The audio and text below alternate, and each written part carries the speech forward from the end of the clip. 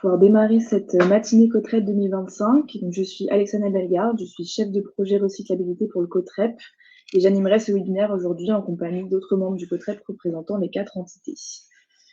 Quelques informations pratiques avant de démarrer. Tout au long de la matinée, vous pourrez poser vos questions dans l'onglet questions qui est en bas à droite de votre écran et les temps de réponse sont prévus à la fin de chaque partie pour pouvoir répondre à l'oral. Vous pouvez également voter pour des questions qui vous semblent pertinentes avec l'icône du petit triangle noir qui est entouré en orange sur la slide.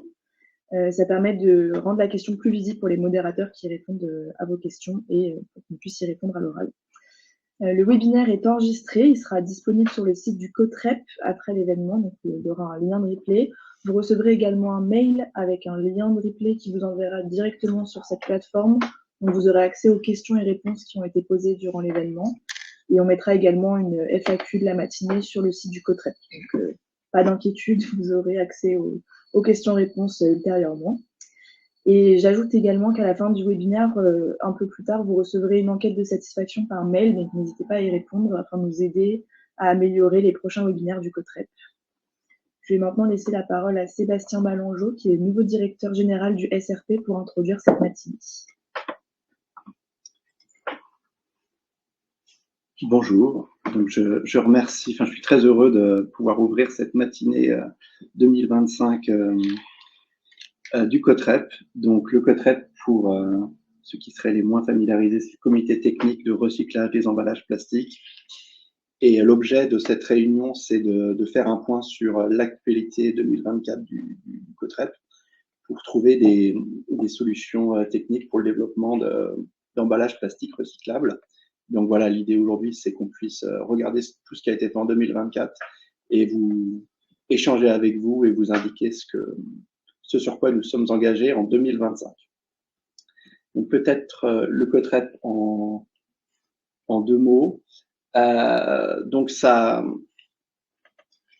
Attendez, la slide, pardon. Que ça puisse être visible pour tout le monde. Donc d'abord, le Cotrep existe depuis 2001. C'était c'est une action collective de la filière de valeur en faveur de la recyclabilité et de l'éco-conception. Donc depuis 2022, le Cotrep, c'est un GIE qui réunit Valeur Place pour les producteurs de matières plastiques, Ellipso pour les fabricants d'emballage, Citeo pour les metteurs de marché et le SRP pour la régénération de matières plastiques. Donc voilà l'ensemble des acteurs et l'idée, c'est vraiment d'avoir les acteurs collectivement engagés pour définir des solutions et on est très heureux de pouvoir partager nos travaux et répondre à vos questions dans la session qui suit. Merci Sébastien pour cette introduction. Donc, au programme aujourd'hui, nous allons démarrer cette matinée par une présentation du Cotrep en détaillant ses 4 entités membres ainsi que son fonctionnement. On enchaînera ensuite avec un point sur l'actualité réglementaire. Puis nous détaillerons les différents travaux menés en 2024 par le Cotrep avant de vous présenter la feuille de route 2025. Donc, comme nous l'avons vu, le Cotrep est constitué de 4 entités qui vont vous être présentées par Alban Cottard pour Valeur Plast, Quentin Blot pour Ellipso, Aya Elgenini pour Citeo et Sébastien Balangeau pour le SRP. Je laisse la parole à Alban. Merci Alexandra. Bonjour à tous. Donc, je suis Alban Cottard, je suis le directeur commercial qualité et développement au sein de Valeur Plast. Je suis également l'administrateur du Cotrep pour une période de 2 ans. Alors, Valeur Plast, c'est un acteur historique de la REP emballage ménager avec plus de 30 ans d'existence. Valeur Plast, c'est une société privée gérée sans but lucratif et dont le leitmotiv, c'est l'augmentation du taux de recyclage et l'amélioration de la circularité des plastiques. Alors, ce mantra, il va se décliner auprès de tous les acteurs de la chaîne de valeur. Tout d'abord auprès des collectivités, avec la reprise des emballages plastiques en sortie des centres de tri et avec l'accompagnement également de ces collectivités et de leurs performances de tri. Ces tonnages, ils vont être ensuite orientés vers les industriels de la régénération plastique. On va les accompagner, on va leur fournir de la matière et on va également travailler avec eux sur des solutions innovantes de régénération. En complément, nous allons travailler aussi avec les entreprises productrices de plastique et d'emballage. Nous allons travailler sur des programmes, notamment de R&D, pour augmenter la valeur ajoutée des débouchés, par exemple, ou faciliter l'intégration des matières plastiques régénérées. Et, comme vous pouvez le voir aujourd'hui, travailler sur l'éco-conception des emballages plastiques. En complément, nous allons aussi contribuer à la sensibilisation des citoyens sur le geste de tri et aussi des enjeux du recyclage. Et Valorplast aussi est une partie prenante auprès des autorités publiques en partageant son expertise, mais également en partageant des recommandations et en travaillant au sein de groupes de travail justement sur cette thématique très importante. Alors, Valorplast en quelques chiffres. Donc, c'est en 2023, un peu plus de 170 000 tonnes qui ont été orientées vers le recyclage et dont 154 000 tonnes issues des emballages plastiques ménagers. Donc, ces matières sont issues de 105 centres de tri répartis sur le territoire et qui sont en lien avec des contrats avec les collectivités territoriales. Donc, c'est 54% des collectivités territoriales qui travaillent avec Valorplast en France. Les tonnages qui sont repris sont orientés vers environ un peu plus de 40 industriels de la régénération et ces tonnages sont recyclés à 70% sur le territoire français et 30% dans des pays limitrophes. L'export, le grand export est totalement exclu pour Valorplast. Voilà en quelques mots l'introduction de Valorplast. Je passe la main pour le coup à Quentin Blot pour la présentation d'Ellipso.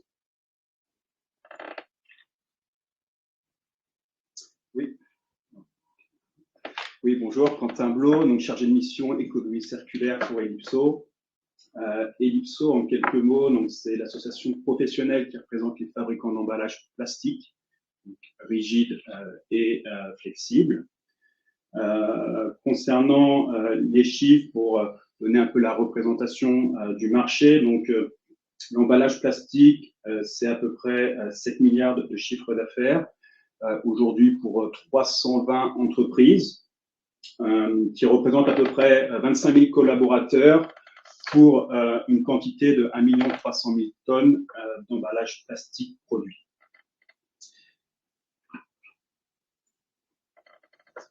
Donc, suite à une enquête qui a été menée en 2024 sur les chiffres, notamment 2023, auprès de ses membres, donc 120 membres à peu près, voici la répartition qu'on peut avoir sur les emballages et du coup la représentation de Ellipso. Donc c'est à peu près 50% d'emballage ménager, 50% d'emballage professionnel, avec une répartition par marché qui s'oriente majoritairement vers l'agroalimentaire, puis ensuite sur d'autres marchés pour 23%, et puis 17% sur le home care et 14% sur le body care.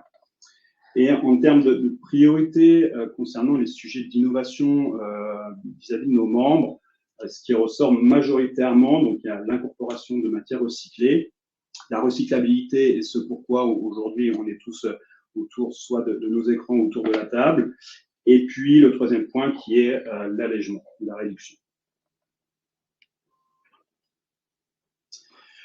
Concernant l'organisation d'Ellipso, donc on a divers pôles, on va dire, d'expertise.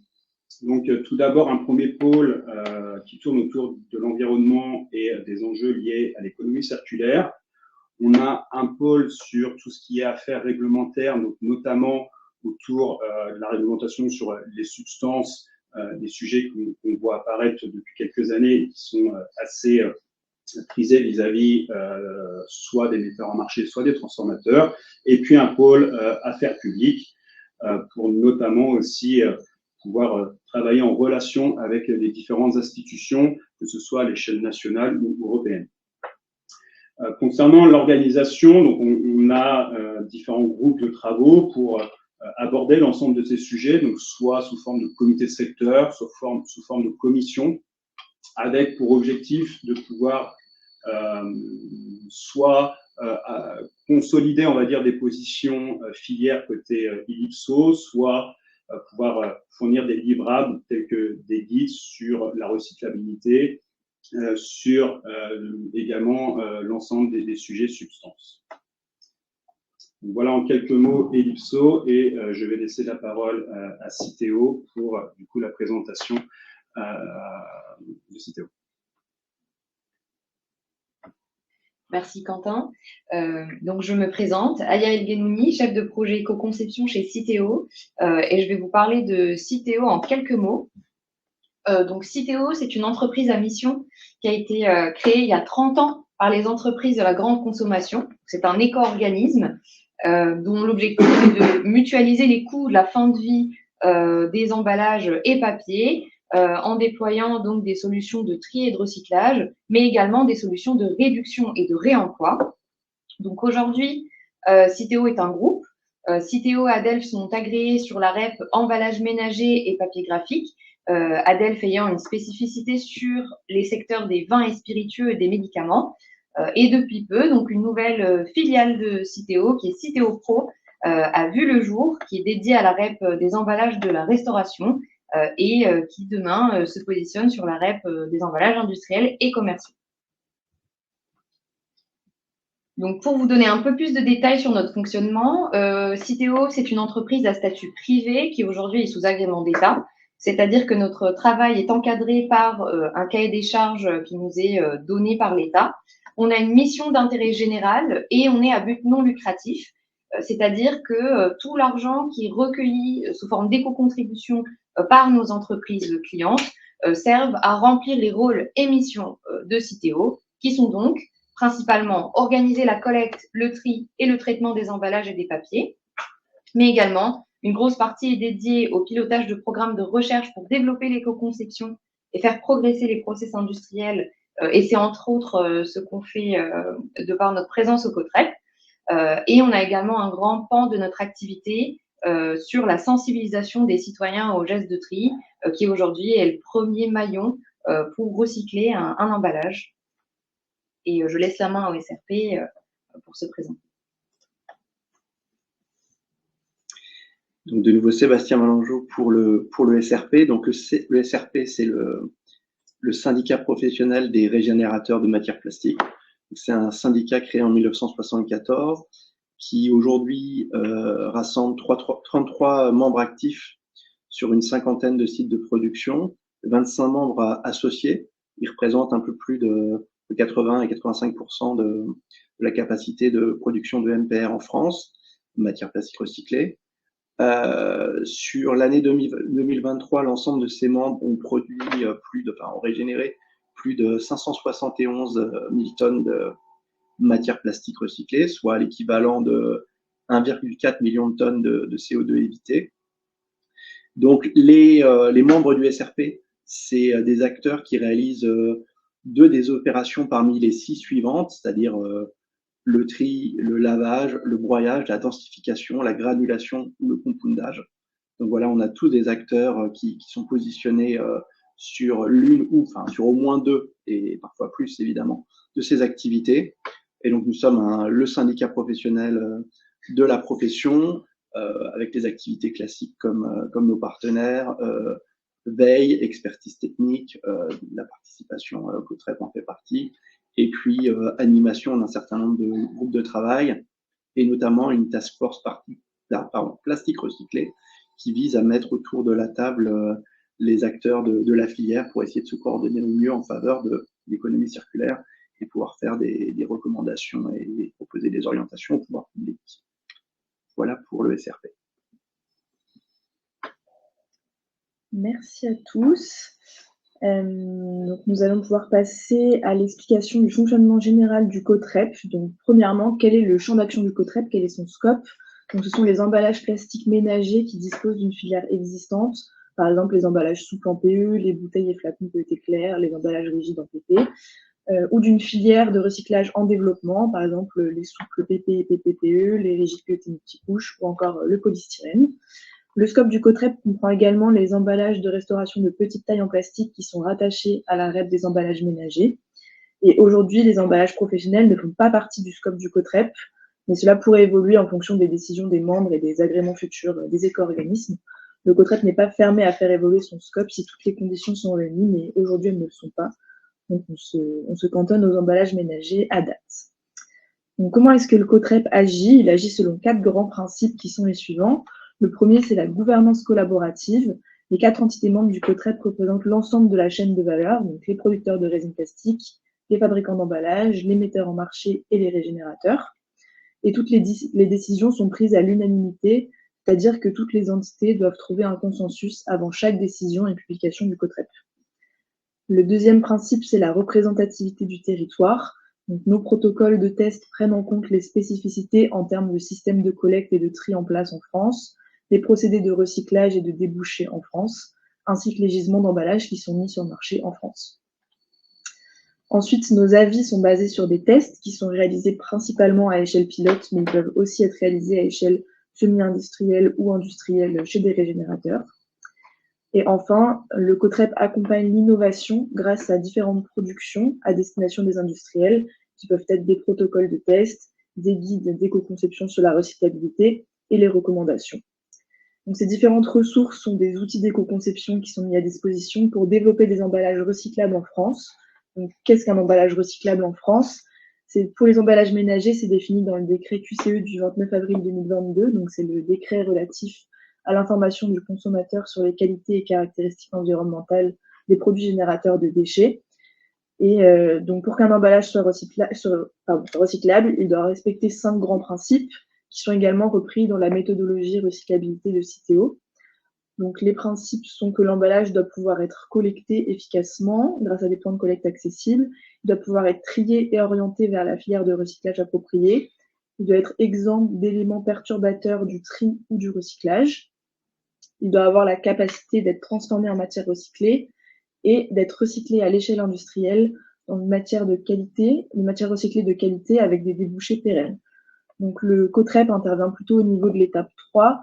Donc, il permet, grâce à ses recommandations d'éco-conception, d'indiquer ce qui est compatible ou pas avec les flux de recyclage existants en France et les flux en développement également. Et ces recommandations sont élaborées grâce à des tests et grâce aux connaissances d'experts. Donc, les recommandations du COTREP reflètent les 3 grands principes de la recyclabilité. Donc, le premier principe, c'est qu'on cherche principalement à recycler l'élément principal de l'emballage, donc c'est-à-dire le corps de l'emballage.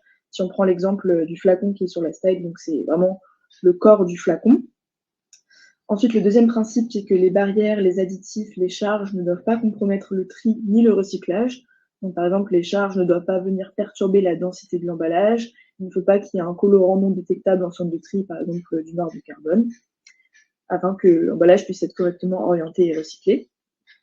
Et enfin, aucun élément associé ne doit perturber le recyclage du corps de l'emballage. Donc, dans le cadre de ce flacon, l'étiquette ou le bouchon ne doivent pas perturber le tri ou le recyclage, notamment avec leur densité, par exemple, ou le type d'adhésif qui est utilisé. Donc, sur la base de ces 3 principes, et grâce aux différents tests et connaissances du COTREP, des recommandations d'éco-conception sont établies et elles permettent de mettre en avant la compatibilité des éléments qui composent un emballage, donc la compatibilité avec les flux de recyclage. Donc, ces recommandations sont définies en 4 catégories, représentées par 4 couleurs pour le COTREP. Donc, tous les emballages qui seront classés en vert ou en vert clair seront considérés comme recyclables. Ils sont bien compatibles avec le flux. Ensuite, s'ils sont classés en orange, c'est qu'ils ont une compatibilité limitée. Donc, l'incorporation dans le flux recyclé peut poser des problèmes, mais la filière s'est adaptée pour limiter les impacts à un niveau acceptable dans les conditions actuelles de mise en marché. Donc, c'est-à-dire que si le gisement évolue, le COTREP pourrait réévaluer ses recommandations.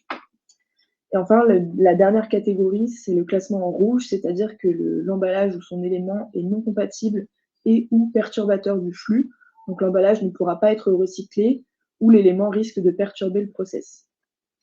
Donc, toutes les recommandations du COTREP sont accessibles sur le site internet du COTREP, mais il existe également un autre moyen de les utiliser. La plupart d'entre vous souhaitent évaluer la recyclabilité de leur emballage. Donc, pour ce faire, il est possible d'utiliser l'outil TRI de Citeo. Donc, cet outil reprend les guidelines des comités matériaux, donc dans notre cas, celle du COTREP pour les plastiques, mais pour les autres types d'emballages, ils reprennent également les recommandations du CEREC, par exemple, pour les emballages en papier carton. Et donc, cet outil permet d'avoir une évaluation globale d'un emballage.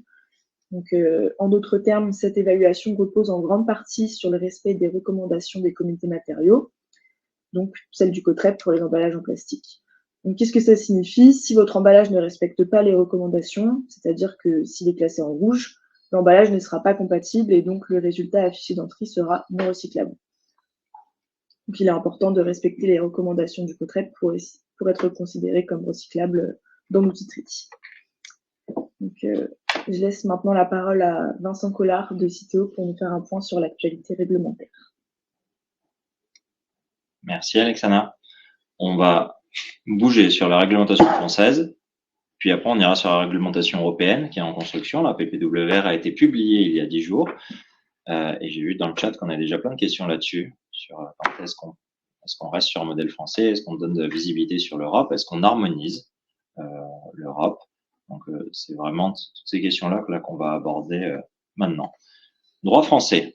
Alexana a cité le décret QCE, c'est la base, hein, ça va être vraiment la base de notre réflexion ici, parce que c'est le décret qui porte sur la communication aux consommateurs, aux ménages, B2C, sur la recyclabilité, qui ne porte pas sur la communication du coup pour les emballages industriels et commerciaux, et qui définit comment on peut qualifier un emballage de recyclable ou non. Et ce que nous dit ce décret, c'est qu'il y a deux acteurs qui ont une responsabilité là-dedans. Le premier, c'est les marques, les entreprises qui mettent des produits emballés sur le marché. Elles ont l'obligation de dire si leur emballage est recyclable, s'il est majoritairement recyclable ou entièrement recyclable. Et elles ont l'obligation d'utiliser l'information qui est transmise par leur éco-organisme là-dessus. Et donc, vous l'aurez compris, la deuxième entreprise qui a une obligation dans ce décret, c'est les éco-organismes, Citeo, de fournir cette information à ses clients. Donc, on passe notamment par l'outil TRI ou en utilisant les recommandations directement du site Cotrep, vu qu'on s'appuie sur le Cotrep pour vous fournir ces informations. Et donc ça, c'est une obligation qui va jusqu'en 2030 dans le décret. Ensuite, on passera sur un mode PPWR et on s'appuie pour ça donc sur une méthodologie, comme ça a été décrit précédemment. Et en effet, au niveau européen, il y a plein d'acteurs, on en suit presque 30 au niveau Cotrep. Donc, dans le chat, il y a quelques noms qui sont cités. Il y a plein d'acteurs qui donnent aussi des recommandations d'éco-conception des emballages pour la recyclabilité et ça crée une cacophonie. Et on ne sait plus en tant qu'industriel si on doit suivre les recos allemandes, si on doit suivre les recos de tel organisme ou tel autre.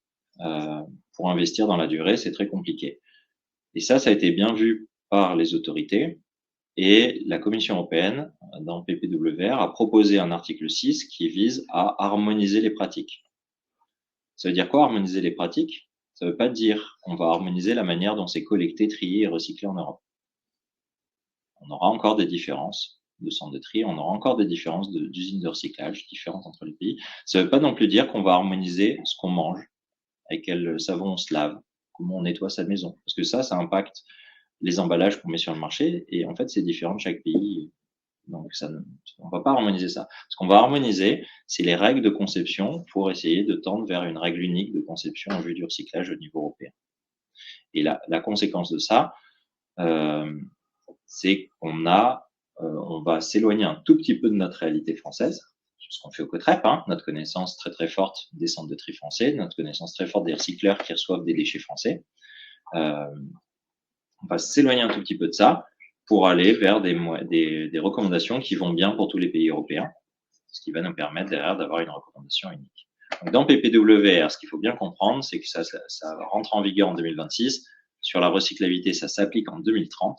On pourrait même dire que ça commence à s'appliquer en 2030, parce qu'après, il y a d'autres étapes dans l'article en 2035 et 2038.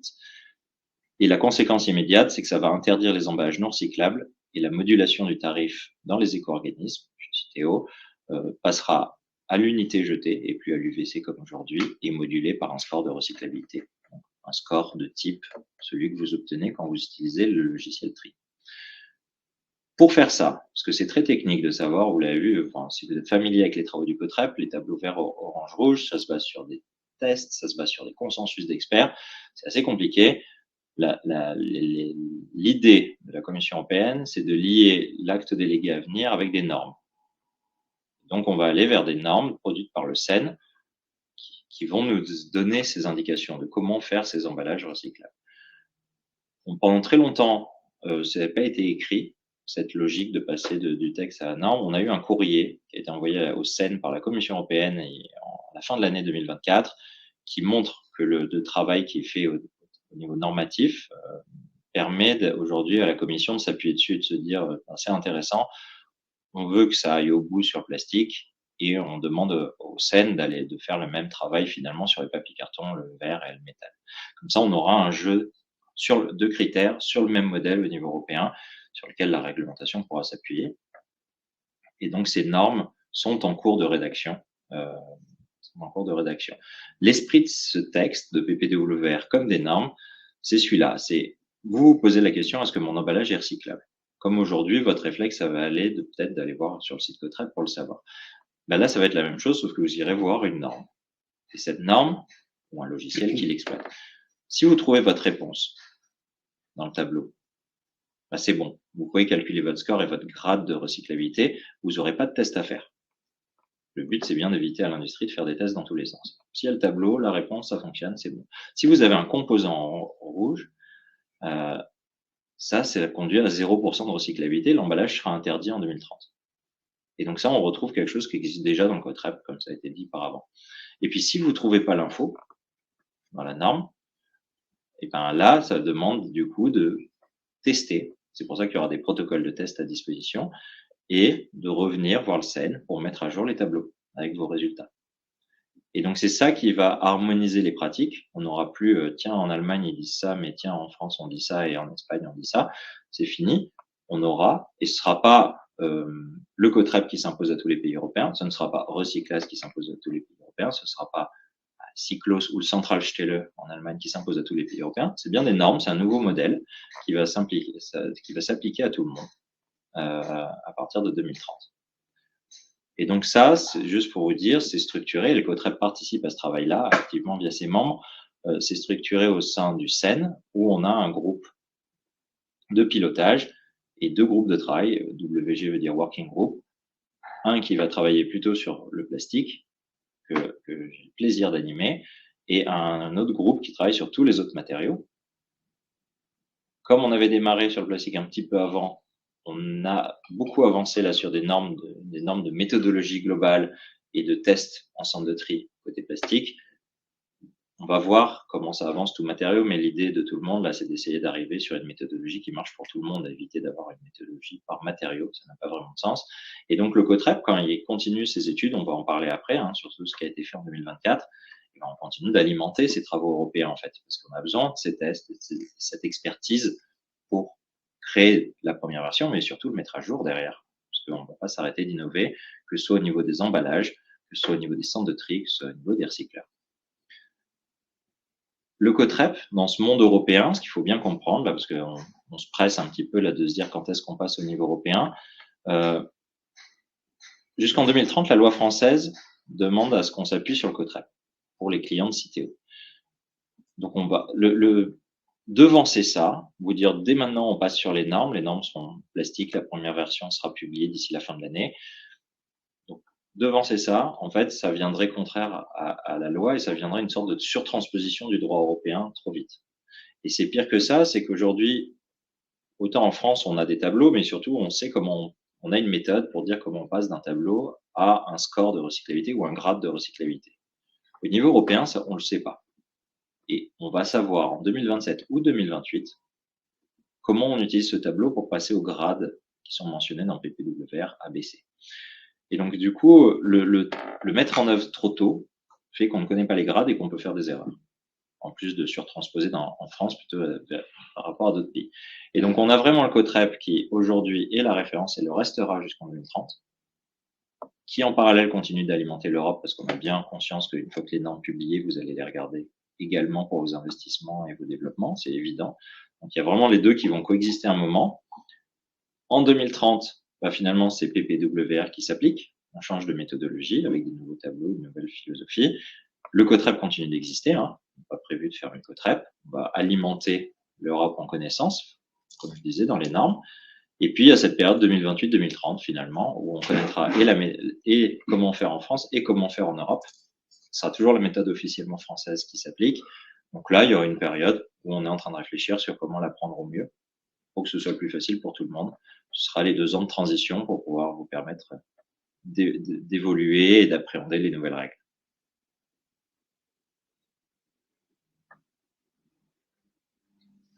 Et donc, on va vous donner la parole maintenant. Vous êtes exprimé sur le chat pour quelques questions. Merci Vincent pour la présentation. On a déjà pas mal de questions sur le sujet. Donc la première question, c'est est-ce que les emballages primaires pharmaceutiques, blisters, sachets, stick pack, piluliers, bouteilles, sont-ils inclus dans la PPWR? Oui, ils sont inclus dans PPWR. Alors à date, ils ont une exonération d'être recyclables en 2030. Ça va démarrer peut-être en 2035. En tout cas, la Commission se laisse le droit de réévaluer cette exemption. Et nous, dans la philosophie que COTREP, c'est de dire, ça c'est la loi, il y a des obligations et des interdictions, mais on a plein d'entreprises, fabricants d'emballages, clients, utilisateurs dans le monde de la pharma, qui sont intéressés pour avoir des emballages recyclables, même si c'est pas obligé par la loi, et ben on doit aussi leur répondre. Et donc là, nos tableaux, en tout cas, couvrent ces emballages-là, dès lors qu'ils rentrent dans le bac jaune et qu'ils sont recyclés, et ça permet aussi, voilà, des actions volontaires. Merci. Qu'en est-il du recyclage chimique des polyolépines d'un point de vue légal au niveau européen? D'un point de vue légal, le recyclage chimique est reconnu par le droit européen. C'est une forme de recyclage. Il n'y a pas d'enjeu là-dessus. Ce qui manque aujourd'hui, c'est dans le droit européen, c'est comment je compte ce recyclage chimique dans les taux de recyclage des pays, parce qu'on a des obligations d'atteindre des taux de recyclage. Donc la formule de calcul, notamment quand on est obligé de passer par un procédé dit de mass balance, qui complique un peu les choses. Quand c'est pas, autrement dit, quand c'est pas une usine qui fait que du recyclage chimique, quand c'est une usine qui, et généralement c'est le cas, qui fait et de la production de plastique vierge et de recyclage chimique sur le même site. Donc ça, c'est pas très clair, et c'est pas encore très clair non plus comment on considère le plastique recyclé issu de ce recyclage chimique, justement dans ce cas-là du mass balance. Donc vraiment, c'est ça qui reste à éclaircir au niveau européen. Par contre, après, il n'y a aucun doute que du recyclage chimique, c'est reconnu. Et du coup, ça participera et sur la recyclabilité et dans PPWR et sur l'article 7 qui couvre l'intégration de plastique recyclé. Merci. Quel est le périmètre du CEN? Est-ce que c'est uniquement les emballages ménagers ou est-ce que ça prend aussi en compte les emballages industriels? La mission qui a été donnée par la Commission européenne au CEN, c'est bien tous les emballages. On prend emballages ménagers, industriels, commerciaux. On couvre tout. Et donc, les tableaux là qui vont arriver d'ici la fin de l'année couvriront bien tous les emballages. Et donc voilà, vous aurez vos réponses emballage ménager comme emballage industriel. Merci. Est-ce que tous les marchés sont représentés dans les workgroups alimentaires, pharma, cosmétiques? Oui, globalement, oui. On est alors sur le plastique, dans le groupe plastique, on est 320 maintenant, ce qui est un gros groupe au niveau standardisation. C'est rare d'être autant. Surtout quand on fonctionne par consensus dans ces groupes-là, donc il faut que 320 personnes se mettent d'accord. Et oui, tous les secteurs sont représentés plus ou moins. Il y a des secteurs qui se sont beaucoup mobilisés et d'autres un peu moins. Faut le savoir, c'est une action volontaire de participer à ces travaux. Donc, si une entreprise n'est pas là, en fait, elle ne participe pas, elle ne peut pas faire entendre son point de vue. Si elle fait l'effort de participer et d'expliquer sa situation, son cas, ses études, ça permet aussi d'alimenter l'expertise de tout le monde et là, elle sera mieux représentée. Et est-ce que les normes du CEN seront gratuites? Alors, les normes du CEN ne seront pas gratuites. C'est le principe des normes. Elles sont généralement autour entre 50 et 100 euros achetées sur le site internet des organismes type AFNOR, DIN ou autres, ou UNI en Italie. Et du coup, on va surtout avoir des logiciels qui vont s'appuyer sur le contenu de ces normes, je pense, qui, eux, seront gratuits, notamment parce que, comme je l'ai dit, le tarif des éco-organismes devra reposer sur le score de recyclabilité. Et on ne va pas vous faire payer pour accéder à un logiciel pour payer un tarif. Okay, merci. Et on me demande, est-ce que cette harmonisation ne met pas en péril la maturité de la France? Ne met pas en péril. Alors, non. Après, ça veut dire, alors, peut-être que pour que tout le monde parce que moi, je comprends cette question et pour que tout le monde l'ait en tête, c'est de se dire, quand on regarde là quand on fait du coup cette harmonisation européenne, comme je l'ai dit, on s'écarte un tout petit peu de la réalité française. Et je vais prendre un exemple. On a forcément ce débat-là sur certains emballages où en France, on a fait des choix d'un certain type de recyclage, par exemple sur les films PP de recyclage chimique pour permettre du retour contact alimentaire. La filière est en train de voir le jour. Et c'est pas le cas dans d'autres pays qui sont encore sur du recyclage mécanique. Et du coup, on a dans ces débats dans les normes, qui ne sont pas terminés, les débats sont encore en cours là jusqu'en mai, la question de est-ce que mes recommandations de conception, je les fais pour rentrer dans une usine mécanique qui fait du rigide, dans une usine mécanique qui n'existe pas aujourd'hui mais qui est balbutiante, qui fait du film à partir de film PP, ou une usine de recyclage chimique. Et suivant ce choix-là, ça peut être plus strict en fait finalement pour la France que ce qu'on aurait besoin de faire. Donc c'est plus dans ce sens-là, c'est de se dire si on fait un choix de recyclage mécanique et que nous en France on a du recyclage chimique, ça peut être de temps en temps des recours plus stricts. Et d'ailleurs, on a des cas concrets où c'est l'inverse, où finalement le chimique est plus strict que le mécanique. Donc c'est vraiment ce choix sur quoi on construit nos recommandations, sur quel type de recyclage, quelle technologie et quel débouché qui est important et qui peut du coup être un peu plus strict que notre réalité nationale, mais c'est le prix à payer pour harmoniser. Ok, merci. Question suivante. Les normes SAIN ne sont pas encore écrites, mais est-ce que TRI, tel qu'il est aujourd'hui, nous permet de challenger les fabricants d'emballage pour être conformes en 2030? Sinon, est-ce que TRI s'adaptera aux normes du SAIN et quand seront-elles disponibles? Alors, les normes du SAIN vont être publiées dans leur première version, sachant qu'on peut les réviser ensuite avant 2030. Mais dans leur première version, elles sont publiées d'ici la fin de l'année. Et donc, vous ne les avez pas à date d'entrée et vous ne les aurez pas en fin d'année d'entrée. Pourquoi? Parce qu'elles sont pas, comme je disais, elles sont pas autoportantes. Enfin, un tableau n'est pas autoportant. C'est-à-dire que vous pouvez voir le vert, le jaune, le rouge, ou le vert, orange, rouge, là, pour savoir comment designer vos emballages. Mais la question qui vient juste derrière, c'est, OK, comment j'utilise ce tableau pour savoir si je suis grade A, grade B ou grade C dans le PPWR, ou si je suis interdit dans le PPWR. Et ça, la méthode, la Commission européenne nous la donnera qu'en 2027-2028. D'ailleurs, vous aurez que 2 ans, peut-être 3, pour vous adapter, faire les bons investissements et faire tous les changements. Donc, c'est pour ça qu'on fait les normes aussi. C'est pour ça que le COTREP s'investit aussi dans les normes pour faire remonter les positions françaises. C'est parce qu'on veut vous donner de la visibilité, en fait, qu'on publie des textes le plus tôt possible qui ne vont pas être ceux sur lesquels on s'appuie pour, on bascule sur cela tout de suite, parce que malheureusement, il nous manque des infos pour faire ça. Mais vous les aurez quand même des informations utiles en achetant ces normes et via nos communications pour pouvoir quand même anticiper ce passage à 2030. Merci. On nous demande également comment calculer son score. Le score de recyclabilité, alors en France, vous avez pour Citeo, pour les clients de Citeo, il y a une formule de calcul qui est publique et que vous retrouvez dans l'outil TRI. Si vous voulez pas la calculer vous-même, l'outil le fait pour vous.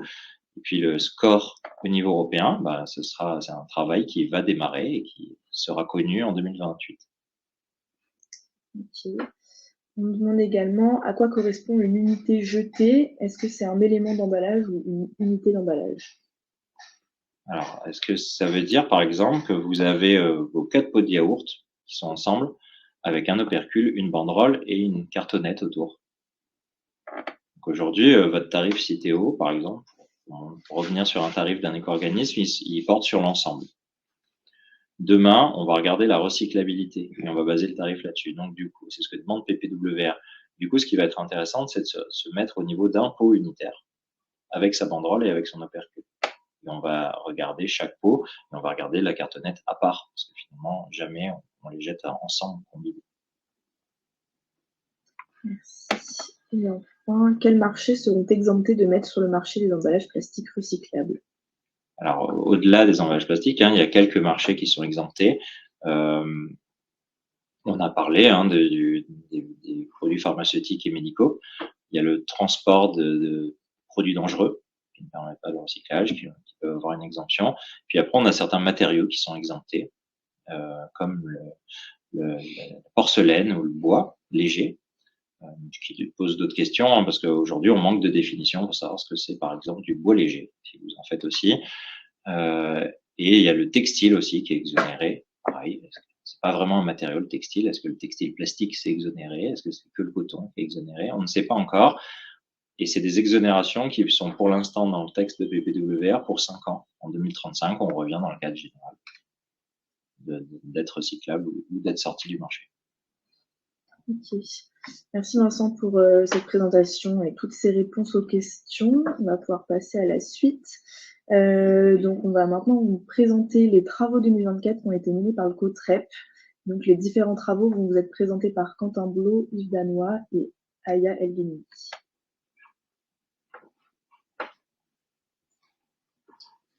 Oui, donc concernant les protocoles du COTREP, donc juste un rappel par rapport à l'évaluation de la recyclabilité basée sur les protocoles. Donc, ce qu'il faut bien avoir en tête, c'est qu'on distingue, on va dire, deux phases. Une première phase qui est liée plutôt à l'aspect régénération, qui va être portée par un protocole. Et puis ensuite, une seconde phase qui est liée plutôt à la transformation et à l'utilisation de la matière recyclée qui est issue du coup du protocole de régénération.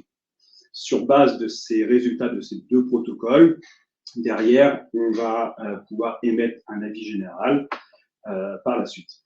Donc, les protocoles de test reposent soit sur des lignes pilotes, sur lesquelles on travaille avec des laboratoires partenaires, soit sur des lignes industrielles, et auquel cas, là, on se repose plus sur les membres, notamment du SRP, pour pouvoir mettre en œuvre ces essais. Concernant le principe des protocoles COTREP, ce qu'il faut bien avoir en tête, c'est que lorsqu'on teste un échantillon, on va le tester en fonction d'un taux de pénétration marché. Donc là, c'est notamment en lien avec les mises en marché sur le sol français, sur lequel on va pouvoir estimer un taux de pénétration et estimer dans quelle mesure on le retrouve ensuite sur le gisement. Ces échantillons vont être intégrés à une matière qui est dite référence. Donc, en l'occurrence, dans les protocoles du COTREP, on utilise de la matière recyclée. Et donc, les échantillons à tester qui vont être mélangés avec la matière recyclée seront testés avec des échantillons donc, qui vont contenir soit 100% de recyclé pour la phase, on va dire, protocole régénération, jusqu'à l'obtention du granulé. Et puis ensuite, par dilution avec de la matière vierge, on va venir comparer avec un échantillon référence pour la partie transformation et caractérisation derrière de la matière recyclée sur objet. Donc, pour rentrer un peu plus dans le détail, voici les différentes étapes que vous allez pouvoir retrouver, alors, en l'occurrence ici sur protocole rigide PP. Donc, une première étape de réduction de la taille via le broyage. Ensuite, un lavage à froid. Donc, on passe ensuite à l'étape de mélange. Donc là, c'est bien le fait de pouvoir venir, on va dire, mélanger l'échantillon à tester, l'emballage à tester avec la matière recyclée en fonction des taux de pénétration marché. Ensuite, on va réaliser les essais de flottaison, de séchage et d'extrusion de granulation. L'ensemble de ces étapes, du coup, font partie du protocole de régénération. Donc, sur le protocole PP en 2024, on a pu du coup rédiger ce protocole et le publier. Donc, vous pouvez d'ores et déjà le retrouver en ligne sur le site du COTREP. Et puis ensuite, donc, il y a l'étape de transformation. Donc, là, on va commencer par un mélange avec de la matière vierge, pour ensuite passer sur la partie transformation. Donc là, en l'occurrence, sur le protocole PP, on est sur une phase d'injection. Puis ensuite, on va venir caractériser donc soit les propriétés, on va dire, mécaniques ou dimensionnelles pour s'assurer de la qualité du produit sortant. Donc, cette étape-là, concernant le protocole PP, on est en cours de finalisation et de rédaction et l'objectif est de pouvoir le publier sur cette année 2025.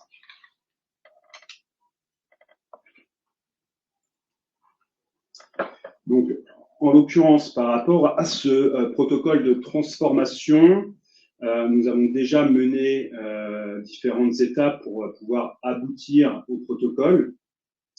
Donc, tout d'abord, côté du COTREP, on a réalisé une enquête soit auprès des fabricants, membres des LIPSO, soit auprès des régénérateurs et membres du SRP, pour pouvoir avoir une vision sur l'exutoire aujourd'hui de cette matière RPP. Donc, suite à ça, on a pu choisir l'application visée, donc là en l'occurrence des pots utilisés sur le segment de l'horticulture. Et suite du coup aux échanges qu'on a pu avoir également avec les partenaires, on a pu réaliser un cahier des charges pour pouvoir ensuite travailler avec notre laboratoire partenaire, donc là en l'occurrence le Centre technique IPC, qui a travaillé donc sur l'élaboration tout d'abord du pot, donc vraiment une conception du pot en fonction du cahier des charges que le COTREP avait émis, et puis derrière pour la réalisation de l'outillage.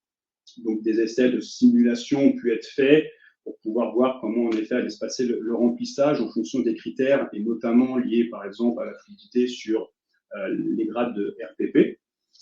Et puis, donc, suite à cette étape-là, IPC a pu du coup usiner l'outillage et puis réaliser par la suite des essais pour valider d'une part le process et puis également valider l'outillage qui avait été réalisé par rapport à nos demandes. Donc voilà les différentes étapes qui ont été menées en 2024 pour pouvoir avancer sur ce protocole de transformation.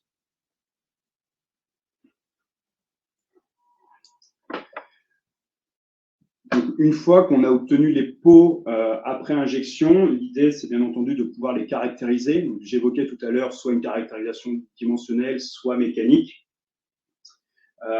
L'idée côté COTREP était de pouvoir être représentative des tests qualité qui sont menés plutôt côté terrain, donc en usine. Donc on a un cliché sur gauche qui permet de mettre en évidence un test qui est sans doute assez basique, mais qui permet de voir la qualité en fait du produit en sortie directement de process avec un test de pincement pour s'assurer qu'il n'y ait aucune casse en fait sur le pot. Côté COTREP, du coup, ce qu'on souhaitait, c'était non pas avoir un test qualitatif, mais plutôt quantitatif pour pouvoir avoir des données qui permettent ensuite de comparer des caractéristiques en fonction des taux notamment d'intégration, de pénétration des emballages à tester. Donc, on a également donc collaboré avec le Centre technique IPC et l'expertise de son laboratoire pour développer un moyen. Et donc, IPC a développé le moyen que vous pouvez voir sur le cliché de droite. L'idée derrière, c'était vraiment de reproduire la sollicitation de pincement et via des capteurs de pouvoir mesurer les efforts liés du coup à la sollicitation. Donc, on va ensuite passer aux recommandations de 2024, où notamment on a pu travailler donc sur les pots et barquettes PP. Donc, ce qui a été réalisé en 2024, il y a tout d'abord eu une mise à jour du guide pot et barquettes. Également, un avis qui a été publié sur les skins EVA avec un résultat, donc une compatibilité partielle par rapport à ces skins. Et puis, il y a également eu des essais de menée donc sur les buvards avec une compatibilité limitée par rapport à ces buvards. Et ce qu'on vous propose, c'est de pouvoir rentrer un peu plus en détail sur cet avis buvard sur les slides suivantes. Où, par rapport au contexte de cette étude, l'idée était de pouvoir mesurer l'impact des buvards qui sont utilisés pour absorber l'exsudat provenant des viandes. Donc, on est sur des buvards qui sont généralement composés de polyéthylène, cellulose et polyéthylène, donc on va dire sur une structure multicouche. Au regard des mises en marché, cette typologie de barquette représente un taux de pénétration de 4%. Donc, c'est des tests qui ont été menés pour pouvoir réaliser notamment les étapes de régénération et transformation. Mais avant tout d'abord de passer sur cette étape-là, le COTREP a travaillé également avec le COCET pour s'assurer des taux de couverture sur ces buvards et vérifier notamment l'impact sur la détection optique liée tout simplement aux procédés qu'on rencontre sur les centres de tri. Donc, les résultats ont permis de mettre en évidence qu'il n'y avait pas d'impact jusqu'à un taux de couverture de 70%. Donc, c'est ce qui a permis ensuite de dire très bien, on récupère ces typologies d'emballage en centre de tri. Maintenant, on va vérifier sur les étapes de régénération et de transformation comment ça se comporte. Donc, on a testé ces mêmes typologies avec les taux de couverture que du coup on a pu évaluer sur les essais de tri en régénération. Donc, tout d'abord, on a mené les différentes étapes du protocole de régénération, donc de l'étape de broyage jusqu'à l'étape d'extrusion de granulation, où là, on a pu déjà constater quelques impacts, notamment sur les étapes de lavage, essorage et flottaison, avec, on va dire, une perturbation des eaux qui deviennent légèrement troubles, et puis sur l'étape de séchage après lavage, un léger encrassement du sécheur. Sur les étapes d'extrusion de granulation, il a été également constaté un impact au niveau du filtre et donc de la filtration sur procédé. Et puis, ces impacts-là ont généré en fait une instabilité du process qui avait également une influence sur la fluidité, donc le MFI de la matière produite suite à cette étape d'extrusion de granulation. Concernant l'étape d'injection, donc de transformation, il n'y a pas d'impact qui ont été observés. Et vraiment sur la partie plutôt caractérisation, fonctionnalité du produit, donc en l'occurrence horticole, qui a été testé, on a mesuré quelques, on va dire, déviations, mais avec des influences qui sont somme toute assez négligeables au regard des propriétés mécaniques, ce qui, au global, a permis de classer les buvards avec une compatibilité limitée dans la filière de régénération mécanique des régies de PP.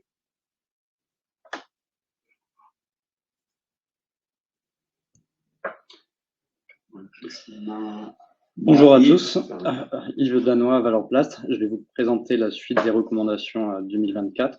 Alors, pour le PE comme pour le PP, on a travaillé sur l'élaboration de protocoles. Le principe est similaire à celui présenté par Quentin pour le PP. La principale différence est sur la deuxième partie, la partie sur l'utilisation de la matière recyclée, où le choix de l'application s'est porté sur l'extrusion soufflage. Alors, pourquoi ce choix? D'abord parce que ça reflète la composition du flux, de la mise en marché, qui est majoritairement composée de bouteilles et flacons. Ensuite, le retour vers des flacons est déjà une des applications pour les régénérateurs. Et enfin, cette application est l'application la plus exigeante en termes de propriétés mécaniques attendues. Donc, ces deux protocoles, le 1 et le 2, sont publiés, sont disponibles sur le site du COTREP. Sur la base de ces protocoles, on a pu faire différents tests, alors notamment évaluer l'impact des barquettes, donc l'impact des barquettes dans un flux flacon. Nous n'avons pas noté que ce soit sur la partie régénération ou que ce soit sur la partie recyclage d'impact. Donc, les barquettes thermoformées PE ont une compatibilité totale dans la filière PE. Vous pouvez retrouver plus de détails sur l'AG77 publié sur le site du COTREP. Nous avons aussi pu évaluer l'impact d'emballage décoré, PE décoré, donc soit avec des dorures à chaud, soit avec du transfert à froid, qu'on a regroupé sous le terme de dorure. Comme pour les barquettes thermoformées, nous n'avons pas noté d'impact sur la partie régénération ou sur la partie réutilisation de la matière, mais nous avons noté un impact en amont sur la partie tri. On a un impact sur le faisceau au tri optique, lors du tri optique, l'étape de tri optique, qui fait qu'une partie du faisceau lumineux est dispersée et donc empêche la bonne lecture de la dorure, enfin de l'emballage, pardon. C'est pourquoi le COTREP a publié un avis avec une compatibilité partielle avec un taux de couverture inférieur à 50%. Donc 50% correspond vraiment à la dimension de l'emballage dans son intégralité, bouchon plus un tube par exemple. Pareil, vous pouvez retrouver cet avis disponible sur le site du COTREP sur l'AG80. Et ensuite, sur le bouchon solidaire, alors je vais passer à la slide suivante sur lequel il y a un peu plus d'éléments de contexte. Alors le point de départ de ce sujet, c'est une obligation réglementaire, c'est d'attacher les bouchons à la bouteille pour tous les emballages de boissons. Donc la cible ici, c'est plutôt la consommation nomade de l'eau, les sodas, afin de réduire de la pollution marine engendrées par les bouchons. Mais la réglementation porte sur les boissons et donc y compris la bouteille de lait. Or, la bouteille de lait représente 32% de la mise en marché du flux rigide PE. C'est l'emballage majoritaire de la filière rigide PE. Donc, c'est quand même conséquent. On peut alors se dire on va avoir plus de bouchons dans le flux. Donc ça, on a voulu savoir aussi le postulat de départ, d'où on partait. Donc, on a réalisé des caractérisations avant la mise en place du bouchon solidaire et on a constaté que chez les régénérateurs, 30% des bouteilles ont un bouchon ou il y a un bouchon dans le flux. Donc, dit autrement, on perd 70% des bouchons. Donc, c'est pas forcément perdu dans la nature. Hein, ça peut être parce qu'il y a des voies de collecte différentes via des associations dédiées aux bouchons. Ça peut être si on met dans le bac de tri la bouteille séparément du bouchon, ben le captage du bouchon sera peut-être moins bon que la bouteille. Donc, toutes ces raisons, ça fait qu'à la fin, on a moins de bouchons que de bouteilles dans le flux. Et donc, on se dit, ben, avec les bouchons solidaires, on va avoir un apport important de bouchons PE dans un flux PE. Donc, on pourrait se dire, bon, PE dans PE, pas vraiment de conséquences. Donc, bon, pas de sujet. Sauf que l'évaluation de la recyclabilité d'un emballage, elle porte aussi sur l'utilisation de la matière recyclée. Et donc, pour nous, la capacité à la matière granulée à pouvoir refaire des flacons. Et les bouchons sont fabriqués avec des grades injection, donc des grades très fluides. Et la question qu'on s'est posée, c'est quel est l'impact de l'apport important de bouchons fluides dans un flux majoritairement flacon, donc plutôt avec une fluidité basse. Donc vous pouvez voir sur la partie droite nos conclusions. Alors ça, c'était attendu, hein, sur toute la partie régénération, que ce soit broyage, lavage, flottaison, extrusion, on n'a pas d'impact. Mais vraiment, le livrable et le résultat de cette étude, c'est qu'il n'y a pas d'impact sur l'extrusion soufflage. Donc, on est tout à fait en capacité, avec la mise en place des bouchons solidaires, à pouvoir continuer à retourner sur des applications flaconnage. Ensuite, concernant les recommandations pour les bouteilles et flacons en PET. Alors, d'abord, il y a une recommandation pour les barrières PEF avec une compatibilité partielle tolérée. Alors, le PEF est une résine en développement. Le COTREP reste donc vigilant à sa compatibilité après démarrage de la production du PEF à l'échelle industrielle. Et nous avons aussi mis à jour les recommandations sur les manchons PET avec le PET cristal, avec une distinction en fonction des filières, une non-compatibilité dans le cas de manchon cristal pour la filière PET clair et une compatibilité limitée pour la filière du PET coloré.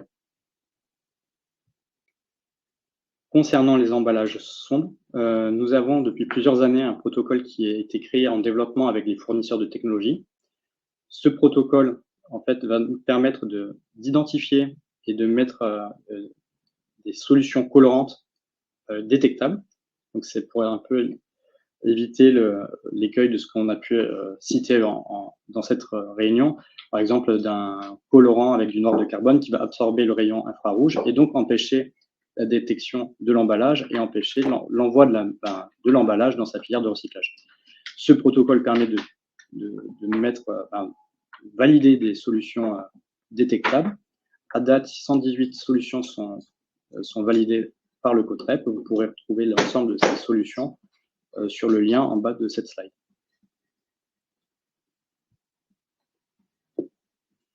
Et je passe la main à Aya.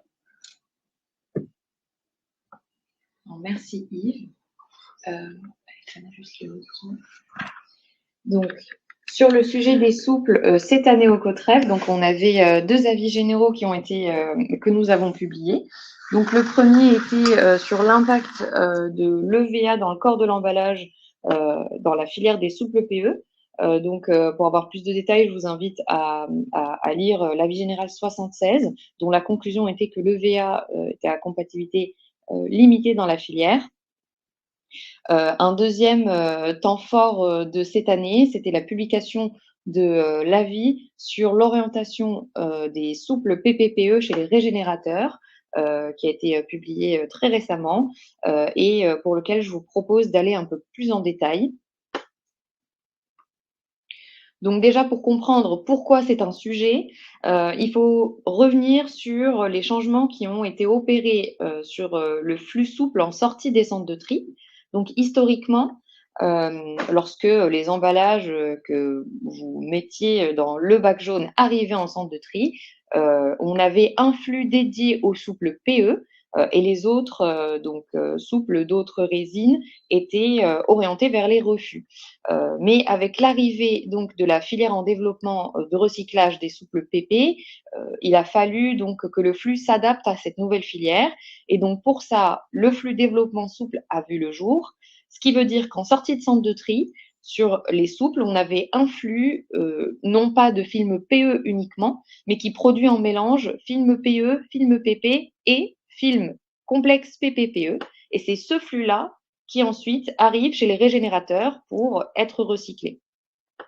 Donc pour la moitié du flux, ces régénérateurs reposent uniquement sur un recyclage chimique. Donc la question de la séparation des résines ne se pose pas.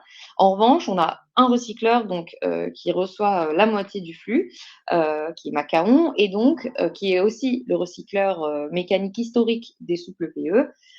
Et lui, donc, continue à séparer à son échelle les films PE pour être recyclés mécaniquement et les films PP et PPPE pour être recyclés chimiquement. C'est la raison pour laquelle aujourd'hui, on a un tableau qui reste dédié au recyclage des souples PE mécaniques parce que c'est une filière donc qui va continuer de vivre. Donc voilà. Et les films PP et PPPE donc sont orientés vers un recyclage chimique. Mais donc la question qui se pose, aujourd'hui on sait qu'on est capable de séparer un film PE d'un film PP de par leur signature optique différente.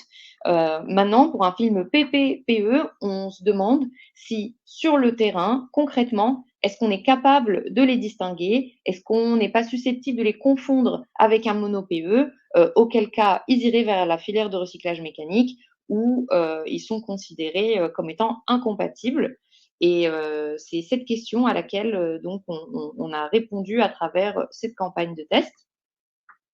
Donc le premier enjeu, c'était de comprendre comment sont détectés et orientés ces souples-là.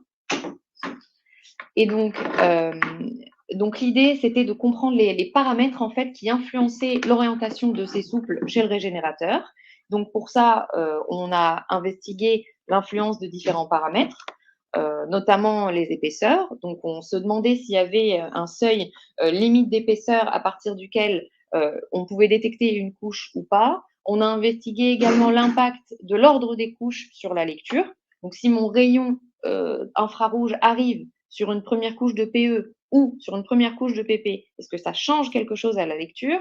On a également investigué les parts de PP et de PE relativement dans un emballage, tout ça pour déterminer quel était le paramètre le plus influent sur cette détection et pour ensuite transformer ça en une recommandation d'éco-conception pour optimiser une bonne orientation pour ces complexes PP-PE. Donc, la méthodologie qu'on a adoptée s'est déclinée en 3 phases. Tout d'abord, un screening, tout simplement, des structures PPPE sur le marché. Donc, on a récolté le plus de structures complexes PPPE existantes ou envisagées par différents metteurs en marché et fabricants pour pouvoir avoir une idée claire du panel qui se présentait devant nous. On en a reçu une vingtaine. On a sélectionné 13 structures parmi celles-ci, variées en termes d'épaisseur, d'ordre des couches et de composition, comme je disais, pour pouvoir donc faire ce travail de déterminer les paramètres influents sur la détection. Ensuite, donc, ces 13 structures ont été testées en statique, c'est-à-dire qu'on les a passées sous un rayon de tri optique pour voir comment elles seraient lues.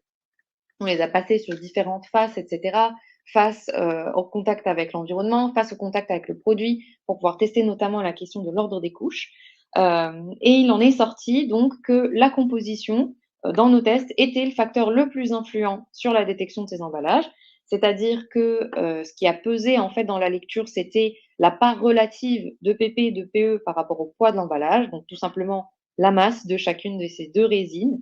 Et en fonction des compositions, on avait des tendances de lecture qui se dégageaient.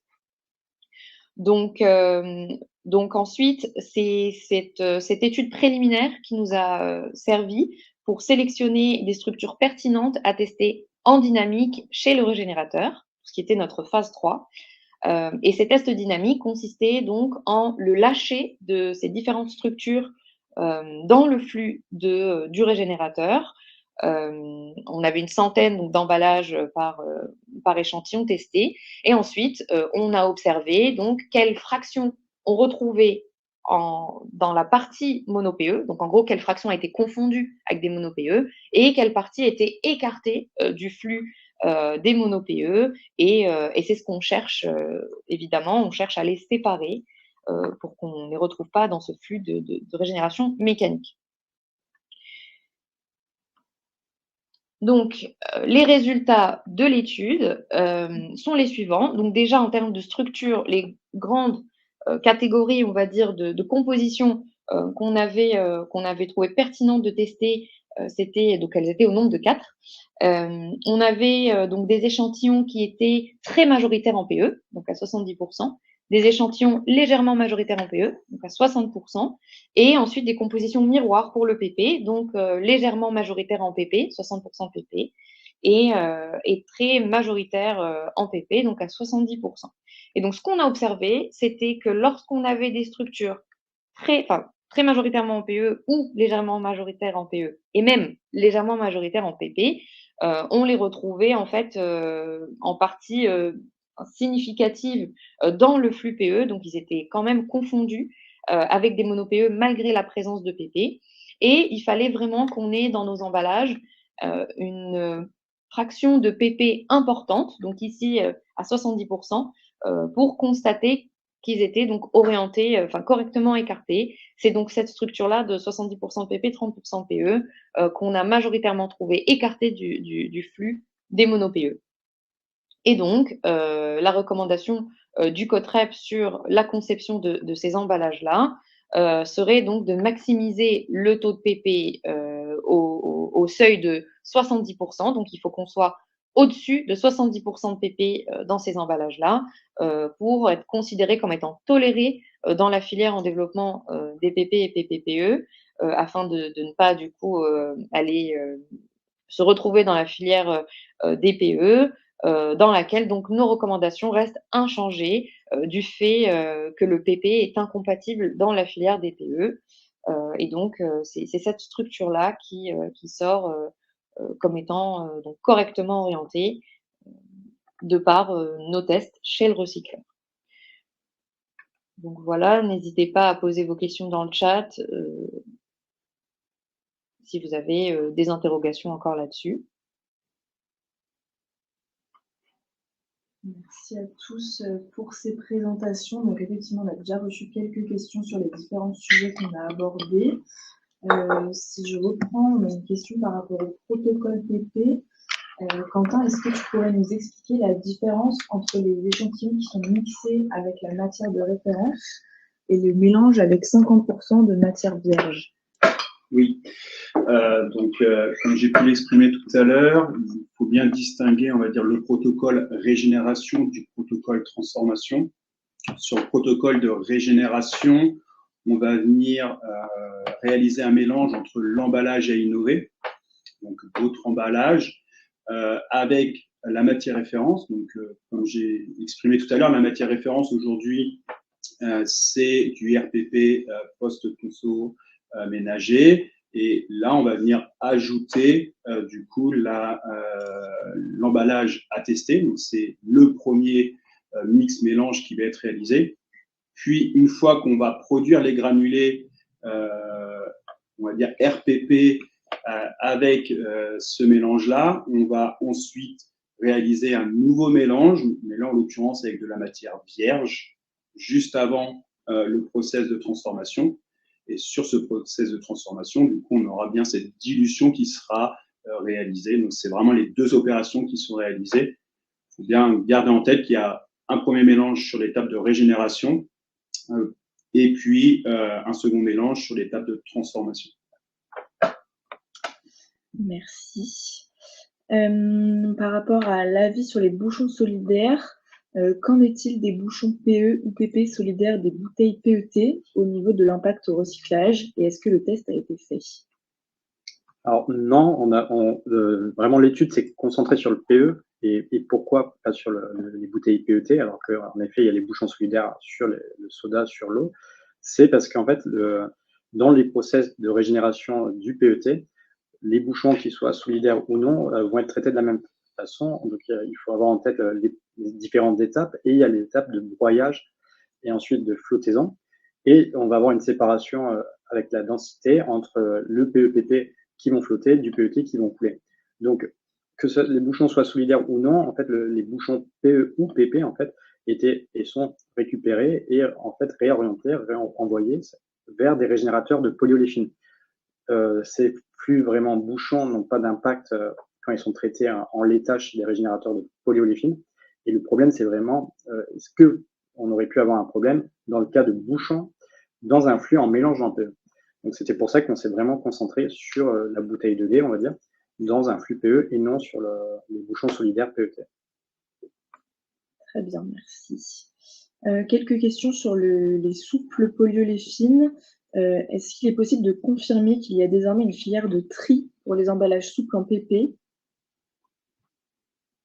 Alors, aujourd'hui, donc comme je le disais, en sortie de centre de tri, on n'a pas une filière dédiée au tri des souples PP. Les souples polyoléphines sont sont produits en mélange.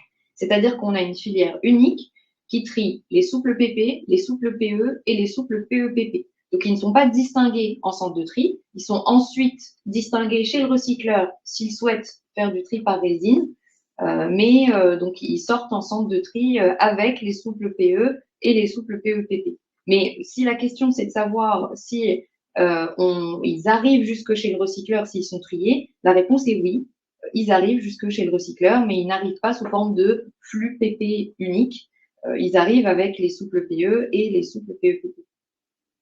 Merci.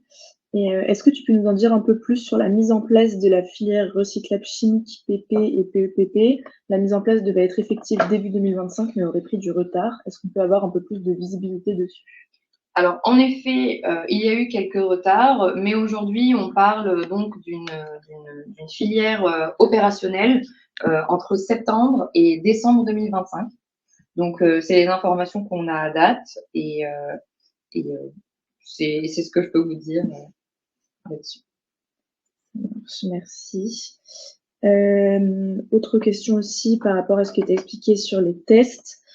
Concernant les mélanges PP et PE souples, est-ce qu'on peut confirmer le sens du positionnement du PP par rapport au PE? Est-ce que ça a une importance ou pas? Et vu que l'emballage souple peut se retourner? Alors justement, on a prévu ce cas-là dans les tests. Donc comme je disais, on a testé différentes ordres des couches avec différentes épaisseurs. On a testé en statique les emballages sur la face qui est exposée, la face imprimée, qui est exposée donc au consommateur, et la face qui est en contact avec le produit. Donc on a fait ces tests-là. Aujourd'hui, avec les épaisseurs qu'on a testées, donc les épaisseurs classiques de souple, que vous trouverez d'ailleurs le détail dans la vie générale. Donc avec les épaisseurs qu'on a testées, on a bien confiance sur le fait que le rayon traverse tout l'emballage, parce que du coup, quand on a du PE, par exemple, qui est très majoritaire, même s'il est en contact avec le produit, on arrive quand même à le voir. Donc ça veut dire que le rayon vraiment traverse tout l'emballage, quel que soit l'ordre des couches. Et c'est vraiment la composition, donc la composition massique, si vous voulez, donc la masse de PP par rapport à la masse totale d'emballage et la masse de PE par rapport à la masse totale de l'emballage, qui ont vraiment une influence sur le signal qui est renvoyé et sur la lecture. Merci. Un peu en lien, les 70% de PP qu'on donne pour le taux de couverture, c'est quelle que soit la structure, est-ce que c'est en sandwich ou en double couche? Alors, là, c'est encore une question d'ordre des couches. Si c'est en sandwich ou en double couche, ça revient à dire, en fait, dans quel ordre sont les couches. Et donc, c'est la même réponse. C'est-à-dire que ça ne change rien. C'est vraiment une question de composition. On a testé différentes. On a testé des emballages avec seulement 2 couches, d'autres avec plusieurs couches.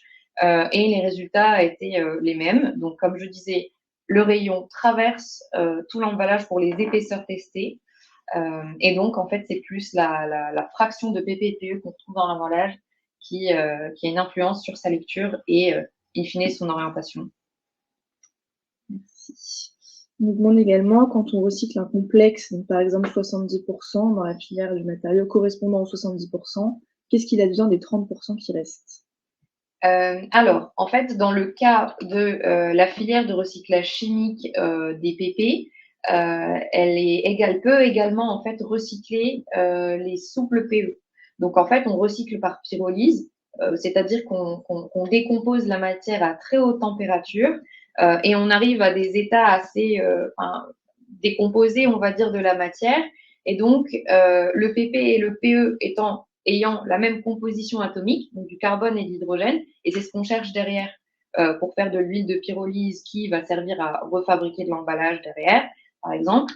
En fait, du fait de cette proximité en termes de composition, on arrive à valoriser par pyrolyse aussi bien du PP que du PE. Donc, dans le cas des souples PP-PE avec 70% de PP et 30% de PE, on pourra revaloriser le tout. Ok, merci Aya. Donc si je prends ensuite le reste des questions, on nous demande est-ce que tous les emballages noirs sont qualifiés d'office comme non détectables en centre de tri? Donc je peux répondre directement à cette question. Non, tous les emballages noirs ne sont pas non détectables. Il existe des colorants qui sont détectables en centre de tri.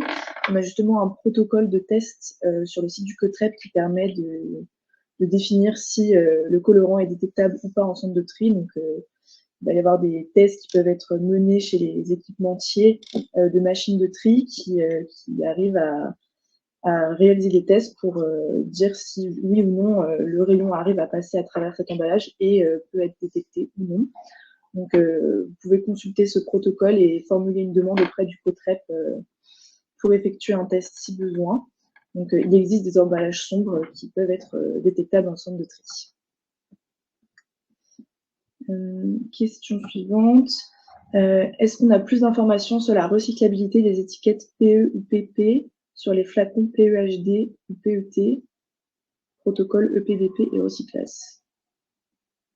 Je ne sais pas si Yves, tu peux prendre la réponse.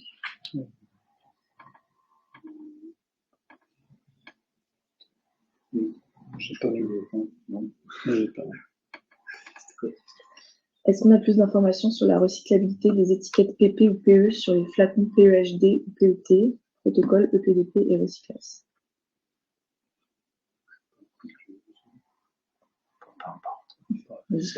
Allez hop, je me lance. Alors, recyclage, j'en sais rien du tout comment il le classe. Enfin, on le sait, on le regarde, mais en tout cas, c'est encore une fois, on se base pas sur les recommandations recyclage aujourd'hui en France. Hein. Si vous suivez une recommandation recyclage, mais qui n'est pas la même que celle qui est donnée par le COTREP, en fait, vous vous mettez en tort par rapport au droit français. Donc, en ce qui concerne le COTREP, on a testé par la compatibilité des étiquettes. Des étiquettes en PP ou en PE sur un emballage en PEP ou en PE pour voir comment ça fonctionne ensemble.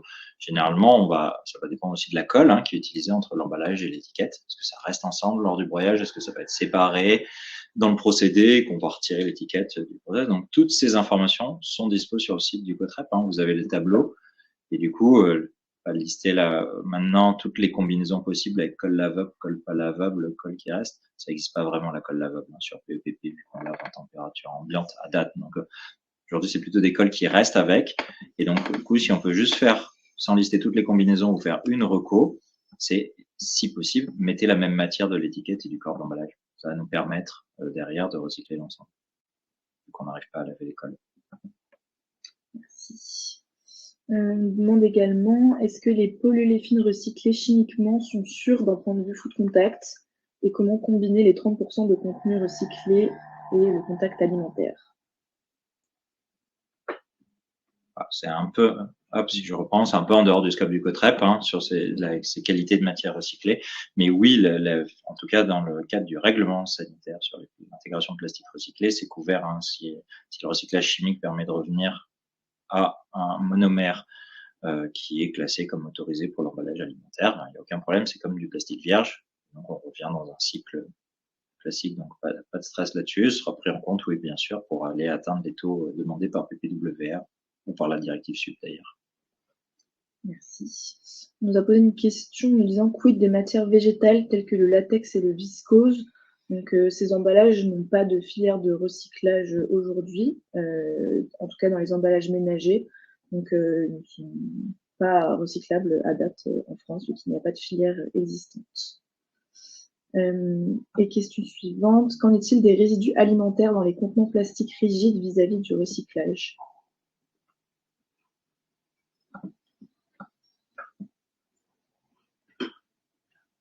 Bon, je vais prendre la question. Donc, bonjour à tous, Marie-Claire Magny, représentante du SRP au COTREP.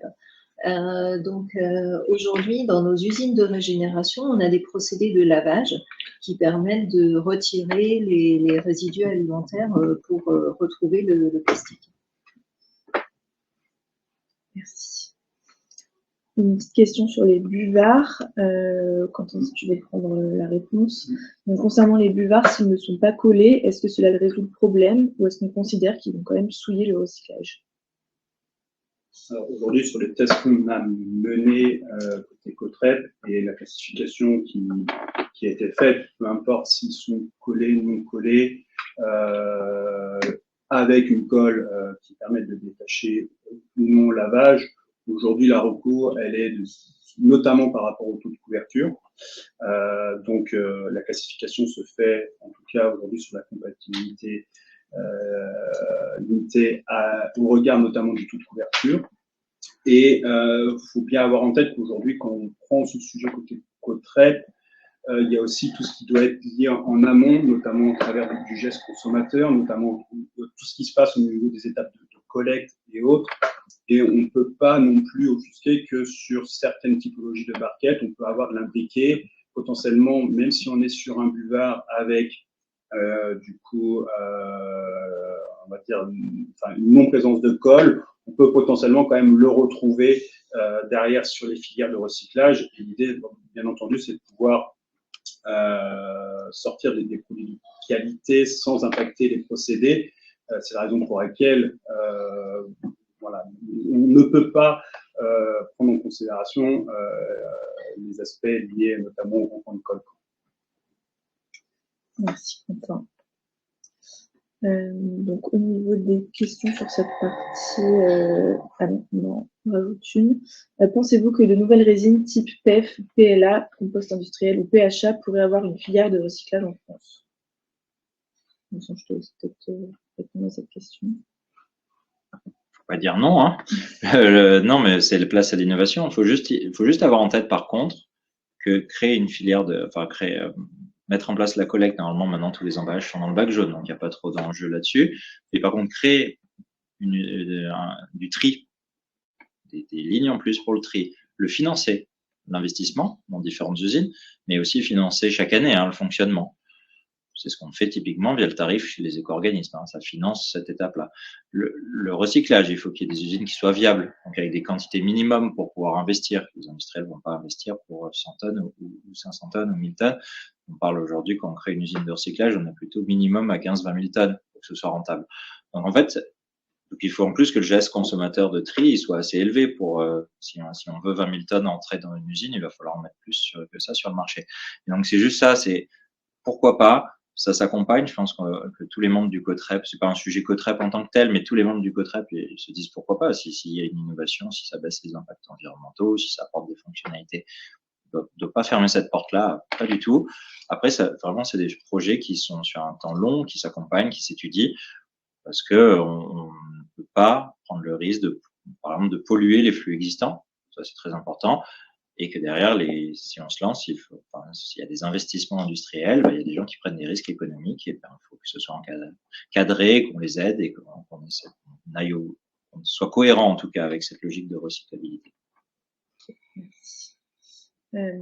Aya, par rapport au tri des souples PPPE, est-ce que tu peux repréciser la notion du taux de couverture, s'il te plaît? Alors, taux de couverture, je pense que ça a plutôt été mentionné pour des questions d'étiquette. Oui, pardon, sur les manchons. Mais le taux de couverture, je peux répondre. Le taux de couverture, c'est le taux en fait auquel on trouve, c'est-à-dire la surface de l'élément qu'on cherche à évaluer. Par exemple, le taux de couverture d'une encre. Donc c'est la surface d'encre qu'on trouve par rapport au total de la surface de l'emballage. C'est ce qu'on appelle un taux de couverture. Merci. Et je te repose une autre question. Que deviennent les films PP et PPPE actuellement si la filière de recyclage chimique n'est pas encore opérationnelle?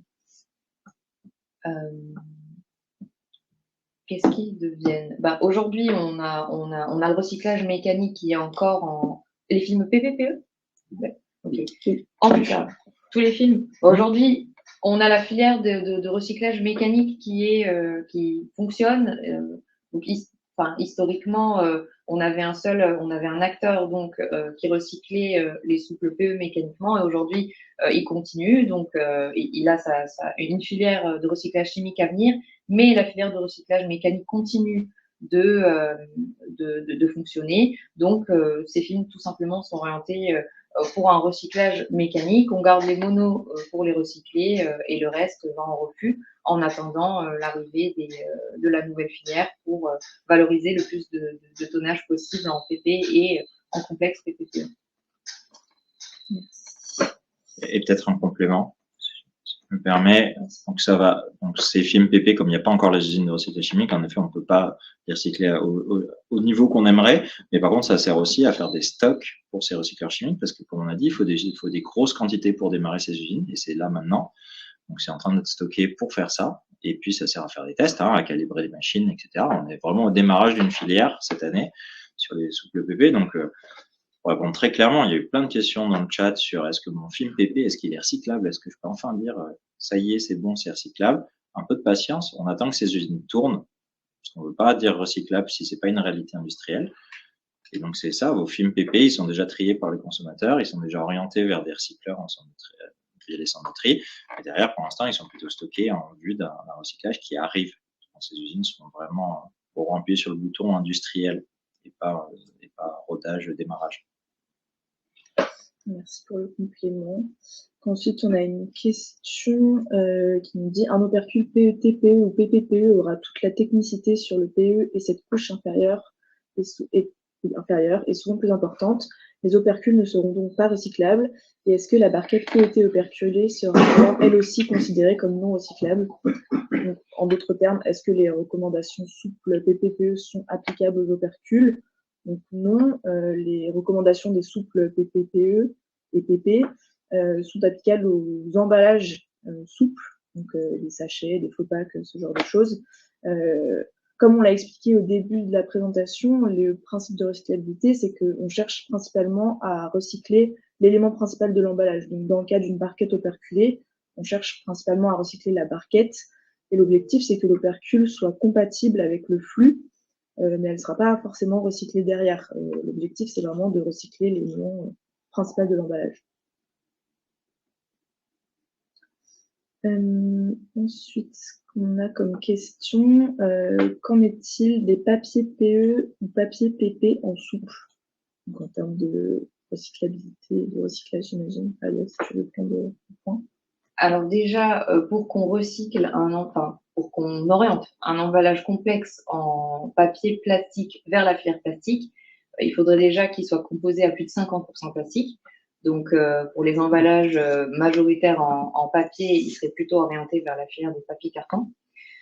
Donc, je réponds à la question pour ceux qui sont orientés dans la filière plastique.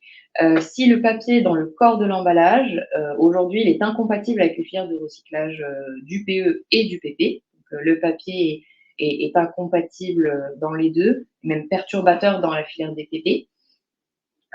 Donc voilà, aujourd'hui, ils ne sont pas considérés comme recyclables dans ces deux filières. Dans le corps de l'emballage, si on parle d'étiquette, là, ce serait plutôt à éviter.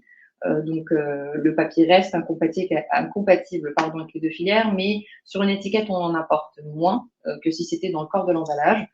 Donc, c'est plutôt classé en orange quand c'est une étiquette, en rouge quand c'est un complexe dans le corps. Merci. Et autre question en lien avec les souples: si le recyclage chimique est autre que la pyrolyse, donc dissolution ou autre, est-ce que la recommandation du 70% de PP reste valable? Alors aujourd'hui, la recommandation des 70%, elle repose surtout sur la capacité donc du régénérateur à séparer son emballage. Donc, séparer les différents emballages qu'il reçoit par résine. Donc, ce n'est pas plus une question de méthode ou de technologie de recyclage, c'est plus une question de est-ce qu'on est capable de faire en sorte que ces souples PPPE qui apportent du PP ne se retrouvent pas dans la filière des mono-PE. Donc, à mon sens, elle reste valable puisque c'est un enjeu de séparation et non pas un enjeu de régénération. Si on vient demain changer la technologie de recyclage, ça aurait forcément un impact sur les tableaux. Ce serait donc à réétudier sur certaines recommandations, par exemple de compatibilité, parce que du coup, on se base sur une nouvelle technologie de recyclage, un peu comme les différences entre le mécanique et le chimique, ce sont deux technologies différentes. Mais en tout cas, sur cette question d'orientation, c'est encore autre chose. Ce n'est pas lié à la technologie de régénération, mais plutôt donc, comme je disais, à la capacité à ce que le tri optique et les réglages actuels chez les régénérateurs puissent avoir une séparation efficace pour ne pas perturber le flux des mono-PE. Merci. Une dernière question aussi sur les souples.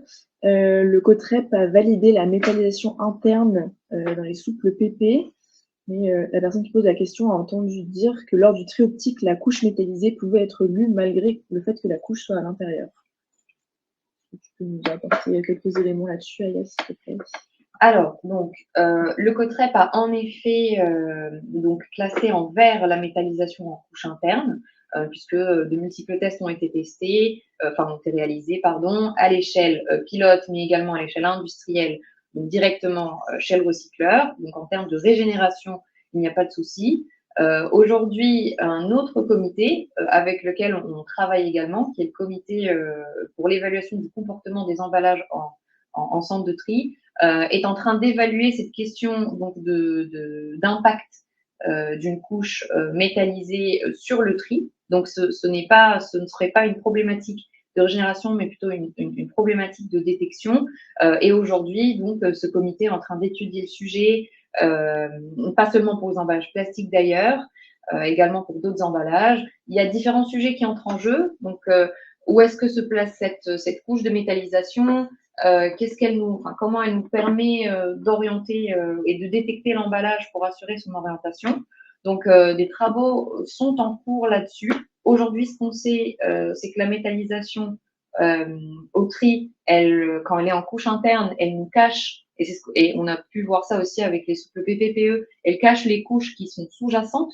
Donc, elle agit comme un miroir. On détecte la couche qui est au-dessus si elle a une épaisseur suffisante, mais on n'arrive pas à voir ce qui est en dessous de la métallisation. Donc, il va falloir faire des études complémentaires qui sont d'ailleurs en cours pour pouvoir approfondir cette question. Et puis, on pourra éventuellement après harmoniser, on va dire, ces enseignements avec ce que le COTREP sait sur la régénération pour avoir une recommandation qui tient compte de l'aspect holistique de orientation plus régénération. Ok, merci Aya. Une question. Y a-t-il des avancées sur l'aptitude au contact alimentaire des emballages recyclables et pour le PP? On en a un peu parlé tout à l'heure, je pense que tu peux repréciser des points. Alors, je vais peut-être prendre le point. Alors, je ne sais pas si la question elle porte sur le rigide, sur le PE, mais on peut élargir un PP ou moi, je vais peut-être répondre. Je ne sais pas si ça va répondre, mais sur la partie rigide, hein, que ce soit sur le PE, le PP ou le polystyrène. Donc non, pour l'instant, il n'y a pas au niveau de l'EFSA, il n'y a pas de process qui ont été validés avec le nouvel règlement 2022-16. Après, ce qu'on peut dire, c'est qu'il y a plusieurs travaux qui ont lieu. Donc, quand je dis travaux, c'est pas des travaux réalisés par le COTREP. Là, on est hors scope COTREP. Hein. Il y a des travaux qui sont faits par des régénérateurs, par des entreprises, pour aller vers des solutions innovantes de tri, de décontamination, pour pouvoir répondre aux exigences de la réglementation en termes de qualification, quantification, migration des contaminants, pour pouvoir aller vers un retour contact alimentaire pour les PE, PP, PS. Il y a eu des annonces sur le PS là-dessus. Les polyolefines, c'est des matrices qui sont avec une migration forte des contaminants. Donc pour l'instant, il n'y a aucune annonce là-dessus. Mais ce qu'on peut en dire, en tout cas ce qu'on peut voir dans la presse, c'est qu'il y a quand même beaucoup de travaux sur ça. Merci. Et dernière question sur ce point, y a-t-il un impact de PE biosourcés dans le flux de recyclage? Peut-être réexpliquer la différence entre biosourcé et biodégradable. Je ne sais pas si je prends le point ou Vincent. Allez, peu importe. On a un avis COTREP. Hein. Hop, je remets la caméra. On a un avis COTREP, hein, si ça vous intéresse. Donc le PE, il peut être base de pétrole ou base de sucre. Mais ça reste du PE. Du coup, ça n'impacte absolument pas le recyclage. On a la même chose sur du PET biosourcé, par exemple. Donc ça, vraiment, il faut vraiment dissocier l'origine de la matière et sa fin de vie. Hein. Il n'y a aucun impact. Utiliser du PE biosourcé ou du PET biosourcé n'a aucun impact sur le recyclage. Ça se recycle en mélange avec le PE ou le PET très très bien. C'est la même matière, hein. C'est juste son origine qui est différente. Merci Vincent. On va passer à la suite. Donc, je vais laisser Marie-Claire Magnier vous présenter la feuille de route 2025 du COTREP. Donc, rebonjour à tous. Donc, des travaux 2025 qui vont porter sur les différents types d'emballages qui peuvent être effectivement mis sur le marché. Donc, tout d'abord, sur les souples PE, un sujet qui concerne le polyamide dans les souples PE. Donc, depuis, le COTREP a publié en 2021 un avis négatif en fait sur le PA dans les souples PE. Mais depuis cette date, en fait, de nouvelles structures, de nouveaux polyamides sont proposés au marché. Et donc, nous allons tester ces nouvelles structures, ces nouveaux polyamides, de façon à compléter notre avis de 2021. Nous allons également démarrer des travaux sur les étiquettes sur les souples PE, pour voir quels sont les types d'étiquettes qui peuvent être potentiellement recommandées ou problématiques pour le recyclage des souples PE. Et puis enfin, un sujet lié au tri des doigts-packs et des grands formats qui font partie en fait du flux des souples PE, pour voir comment ces doigts-packs peuvent être lus et orientés en centre de tri. Donc des travaux qui seront réalisés en lien avec le COSET, donc le comité qui travaille sur le tri des emballages. Dans le domaine des bouteilles et flacons, Yves vous a présenté tout à l'heure les résultats de nos études en fait sur la compatibilité des bouchons solidaires avec le flux de PEHD, des rigides PEHD de façon générale. Mais les régénérateurs travaillent maintenant pour faire non seulement un produit à partir de toute la matière qu'ils reçoivent, mais de pouvoir faire plusieurs produits en séparant un certain nombre d'emballages pour en faire des NPR spécifiques. Et c'est le cas du flux bouteille de lait PEHD qui a effectivement des caractéristiques spécifiques. Et donc, il nous est apparu important de vérifier l'impact des bouchons solidaires sur ce flux spécifique bouteille de lait en PEHD pour compléter donc l'avis que nous avons publié en 2024. Dans un autre domaine, donc nous allons poursuivre les essais sur le PET modifié pour le flaconnage et en particulier pour regarder le comportement au tri de différents PET modifiés. Dans le domaine des pots et barquettes, deux sujets qui sont liés aux pots en polystyrène. Donc un sur l'impact des banderoles papier sur les pots en polystyrène, donc avec des essais qui vont être effectivement menés ce début d'année. Et puis également des essais sur l'impact de l'EVOH dans ces pots en polystyrène, donc le VOH qui est utilisé comme couche barrière, pour voir quel va être l'impact effectivement sur la régénération et la qualité des PS régénérés. Un sujet également sur les barquettes PET. Donc Quentin vous a présenté tout à l'heure les résultats de nos essais sur les buvards avec dans des barquettes PP. Et nous avons le même type d'essai qui est prévu pour mesurer l'impact des buvards sur les barquettes PET. Nous avons déjà réalisé en 2024 des essais de tri et vous pouvez trouver sur notre site du COTREP déjà des recommandations par rapport au taux de couverture qui sont liés à ce comportement au tri. Mais nous allons aller plus loin en fait en 2025 en testant cet impact des buvards sur la régénération des barquettes PET. Dans le domaine du PP ensuite et du PP et du PE, Donc, deux sujets également, l'impact des blisters pépétoques, donc qui sont des blisters en fait qui pourraient être utilisés dans le domaine de la pharmacie, notamment pour remplacer des blisters PVC, et donc voir l'impact, quel est l'impact de ces blisters dans un flux de PP rigide. Et puis également l'impact du PE et du PP expansé dans les flux PE et PP rigides pour voir leur comportement en tri et en régénération. Et un dernier sujet sur la mise à jour des recommandations. Donc sur le PSE, il y a un certain nombre d'expérimentations qui ont été lancées pour une nouvelle filière en fait de collecte spécifique du PSE. Et donc pour accompagner la mise en place de cette filière, nous souhaitons créer une table spécifique en fait de recommandations qui permettent de définir quelles sont les bonnes pratiques, les éléments d'emballage qui permettent effectivement d'assurer le recyclage de ce PSE pour accompagner le développement de la filière. Donc encore une feuille de route assez chargée pour cette année 2025. Alexana, je vais te rendre la parole pour une troisième session de questions-réponses. Merci Marie-Claire.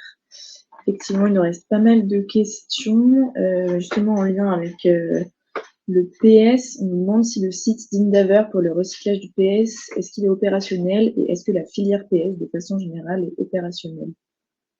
Je peux peut-être Vincent répondre à cette question. Est-ce que le site d'Indaver est opérationnel? Est-ce que la filière PS est opérationnelle?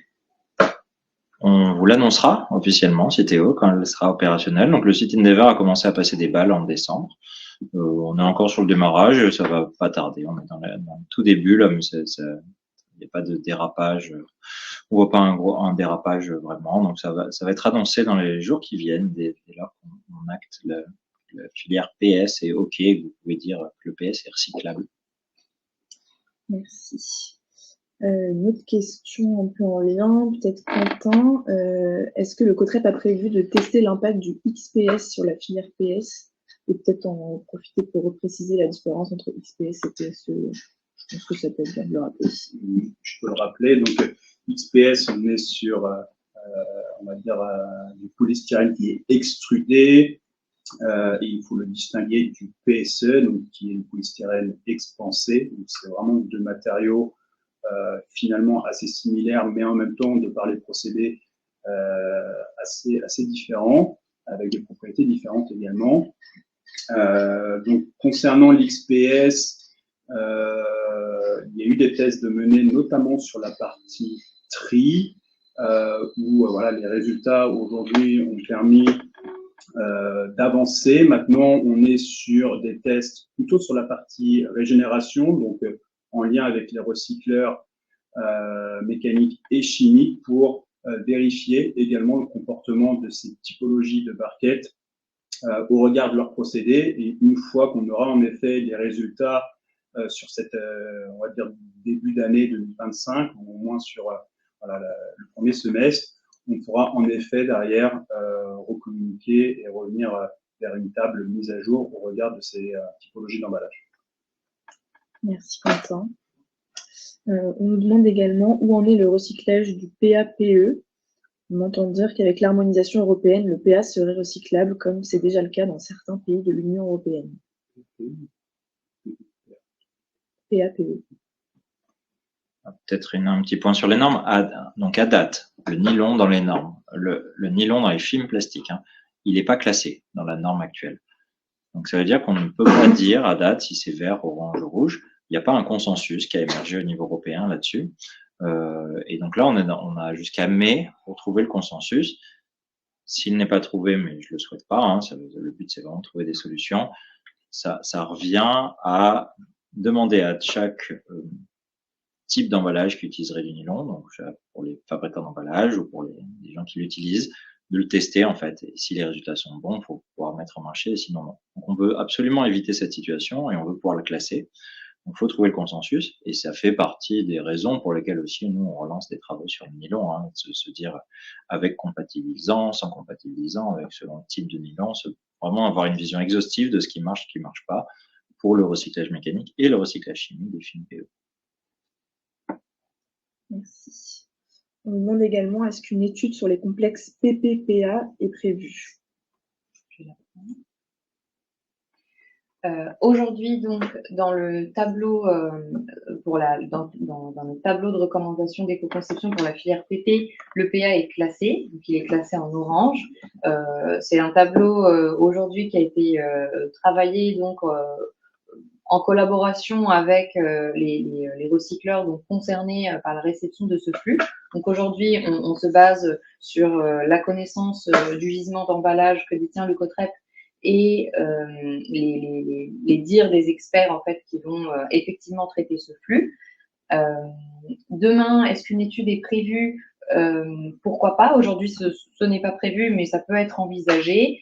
Ce serait bien d'attendre déjà de voir comment vont se passer en fait les premiers pas déjà dès que la filière sera mise en place, dès que le déploiement et l'opérationnalité sera terminée de ces filières. Mais donc, c'est quelque chose d'envisageable aujourd'hui. En revanche, donc, ce n'est pas prévu. Merci Aya. On nous demande également où en est la filière de recyclage du PET clair. Peut-être refaire la distinction entre les flux bouteilles et les barquettes. Je ne sais pas si tu veux prendre le point, Marie-Claire. Oui, je peux prendre le point, puis je laisserai Vincent compléter s'il le souhaite. La filière bouteille PET clair, c'est une filière historique en fait qui existe depuis longtemps et qui est orientée aujourd'hui beaucoup sur le retour contact alimentaire, en quasi-totalité vers le retour à la bouteille. Donc voilà, c'est une filière qui existe.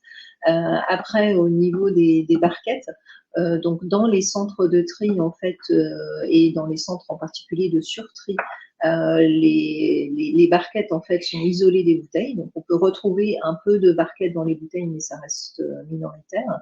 Et l'objectif, c'était effectivement de créer une filière de recyclage de barquettes. Vincent, je te laisse poursuivre si tu veux. Non, mais c'est exactement ça. C'est que pourquoi on fait ça, hein? Et c'est pas que la France qui fait ça, hein, toute l'Europe fait ça.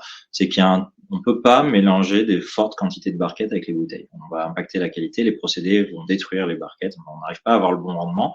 Donc ça mérite vraiment d'avoir leur filière à part. Et ensuite, quand on dit barquette là, mais en fait c'est tous les rigides en PET. Et dedans, on a du thermoformage. Des barquettes, par exemple, vous avez pour les fruits et légumes, mais vous avez aussi des pots injectés dans la cosmétique. Vous avez aussi des barquettes PET-PE pour le jambon. Vous avez des emballages qui sont colorés ou qui sont clairs. Donc, il y a toute cette complexité, en fait, à gérer. Et je passe dans la cosmétique, on a même des PET modifiés, on va les appeler comme ça, des polyesters qui vont être parce qu'on a besoin d'être compatible avec la formule.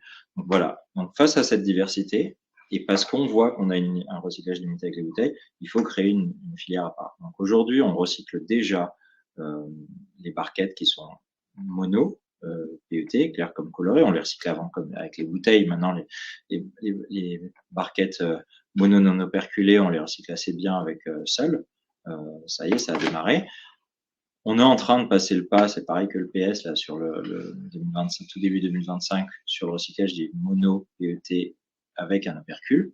Typiquement, il n'existe plus trop dans nos rayons, mais la barquette de tomates cerises avec son petit film PET là qu'on a en tête, ça là, ça se recycle plutôt bien, ça démarre. Et il reste cette question autour des usines pour pouvoir recycler les PET-PE, les PET colorés, et puis ces polyesters qu'on retrouve dans la cosmétique, où là, ça prend un tout petit peu plus de temps que prévu. De toute façon, c'était prévu, hein. C'était pas prévu que ça démarre en 2025, ces PET-là, c'était prévu un peu après. Voilà, et puis on continue d'accompagner via les projets qui sont en cours pour que ça voit le jour avant 2030. Merci. Et en lien avec ça, on nous dit quid de la filière PET rigide blanc opaque. Donc pareil dans les rigides, donc pas dans les bouteilles, c'est la même chose, c'est qu'on va pas les mettre à part. Hein. Si vous avez un pot blanc, un cosmétique par exemple, ça concerne, ou une barquette de viande hachée qui peut être en PET blanc, elle va aller demain dans un flux. On va plutôt essayer de la recycler en flux chimique ou enzymatique pour faire un RPET contact alimentaire derrière. Et puis à côté de ça, on a quand même une filière sur les bouteilles PET blanches. Alors là, ça concerne beaucoup le lait, le yaourt, un tout petit peu, et puis l'hygiène, beauté. Et voilà. Et donc là, il y a un projet il y a deux projets de retour à la bouteille, dont un qui tourne déjà. Et donc là, pour l'instant, nos recos sont encore sur la fibre. Puis dès que ce sera vraiment industriel sur les deux projets, on basculera nos recos sur le retour de la bouteille. On nous pose une question aussi sur le tri du PET. Comment les recycleurs s'assurent que les pots et barquettes mono PET clair ne vont pas dans le flux PET bouteille PET clair? Allez, je garde la caméra. C'est pas les recycleurs, du coup, c'est les centres de tri qui ont cette charge-là, de s'assurer d'orienter les barquettes au bon endroit. Et donc là, c'est tout le savoir-faire de nos amis du tri optique, nos partenaires qui équipent les centres de tri et qui ont ce savoir-faire d'aller séparer les bouteilles des barquettes, les bouteilles des autres origines. Et c'est grâce à ces machines NIR qu'on est capable de faire ça. Pas parfait à 100% comme chacune de ces machines, mais ça fonctionne plutôt très bien et on arrive vraiment à avoir un flux bouteille et un flux autre origine. Merci. On nous demande aussi si un produit est approuvé Recyclas, existe-t-il des passerelles pour approuver sous le COTREP et vice-versa? La méthode d'évaluation du recyclage d'un produit est-elle différente entre Recyclas et le COTREP? Allez, on va continuer. Oui, c'est très différent et il n'y a pas de passerelle aujourd'hui. Et là, vous me citez Recyclas, mais faut imaginer que le COTREP, toutes les semaines, reçoit des questions comme ça sur des passerelles de gens qui disent, mais moi, je veux pas Recyclas et j'aimerais une passerelle avec Cyclos. Et moi, je veux pas Cyclos et je veux une passerelle avec Recoupe en UK, etc., en fait. Et donc, il y a cette situation où il y a 30 organismes qui donnent des recommandations, crée la cacophonie et c'est bien pour ça qu'on passe sur les normes et sur PPWR. C'est quoi la plus grosse différence entre Recyclas et le COTREP? C'est que le COTREP base ses recommandations sur une connaissance fine des centres de tri et des recycleurs français, ou en tout cas recevant des déchets français. Recyclas est déjà dans cette logique de faire des moyennes pour que ça colle à l'Europe. Voilà, nous on va directement passer par les normes parce que de toute façon, comme je l'ai dit, c'est pas ni le COTREP, ni Recyclas, ni je ne sais qui, ni le Zentralstelle en Allemagne qui vont s'imposer au niveau européen comme la méthode unique. C'est les normes et PPWR qui se dessinent pour harmoniser les pratiques. Merci. On nous demande aussi, est-ce qu'on trouve des consensus avec Recyclas sur les protocoles de test de recyclage? On n'a pas trouvé de consensus jusqu'à présent, mais par contre, on discute. Enfin, c'est pas parce qu'on n'a pas la même approche qu'on est incapable de discuter intelligemment entre nous. C'est pas non plus une raison pour laquelle on ne lit pas ce qu'ils font.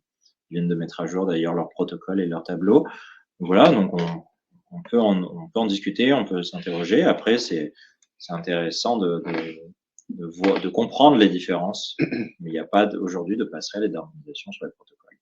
Parce que les protocoles qui sont proposés par Recyclas ne représentent pas exactement ce qui se passe dans nos usines françaises, c'est une moyenne européenne, et du coup, pour l'instant, c'est pas ce qu'on utilise. Okay. Merci. On me demande aussi, est-ce qu'on observe globalement une évolution positive dans la prise en compte des biopolymères, biosourcés et ou compostables dans PPWR? Je vais prendre le point aussi, Vincent. Allez, je finis la question de cette question en réponse. Dans PPWR, qu'est-ce que nous dit PPWR là-dessus? Elle nous dit il faut que les emballages soient recyclables en 2030. On l'a dit, c'est une obligation. Donc, autrement dit, vous pouvez plus mettre en 2030 sur le marché un emballage allez, je vais citer des noms, en PHA, en PLA, en PBAT, en je ne sais quoi, s'il n'est pas recyclable. C'est ça que dit PPWR. C'est assez fort comme position. Et derrière, ce qu'elle nous dit, c'est qu'on peut être recyclé mécaniquement ou chimiquement. Ça, c'est tout ce qu'il y a dans l'article 6. Et il y a aussi une place dans PPWR pour du compostage. Mais pour ça, il faut qu'il y ait la filière biodéchets et que cette filière accepte les emballages. Donc ça, il ne fallait pas généraliser en France comme vous pouvez le vivre au quotidien, dans votre quotidien.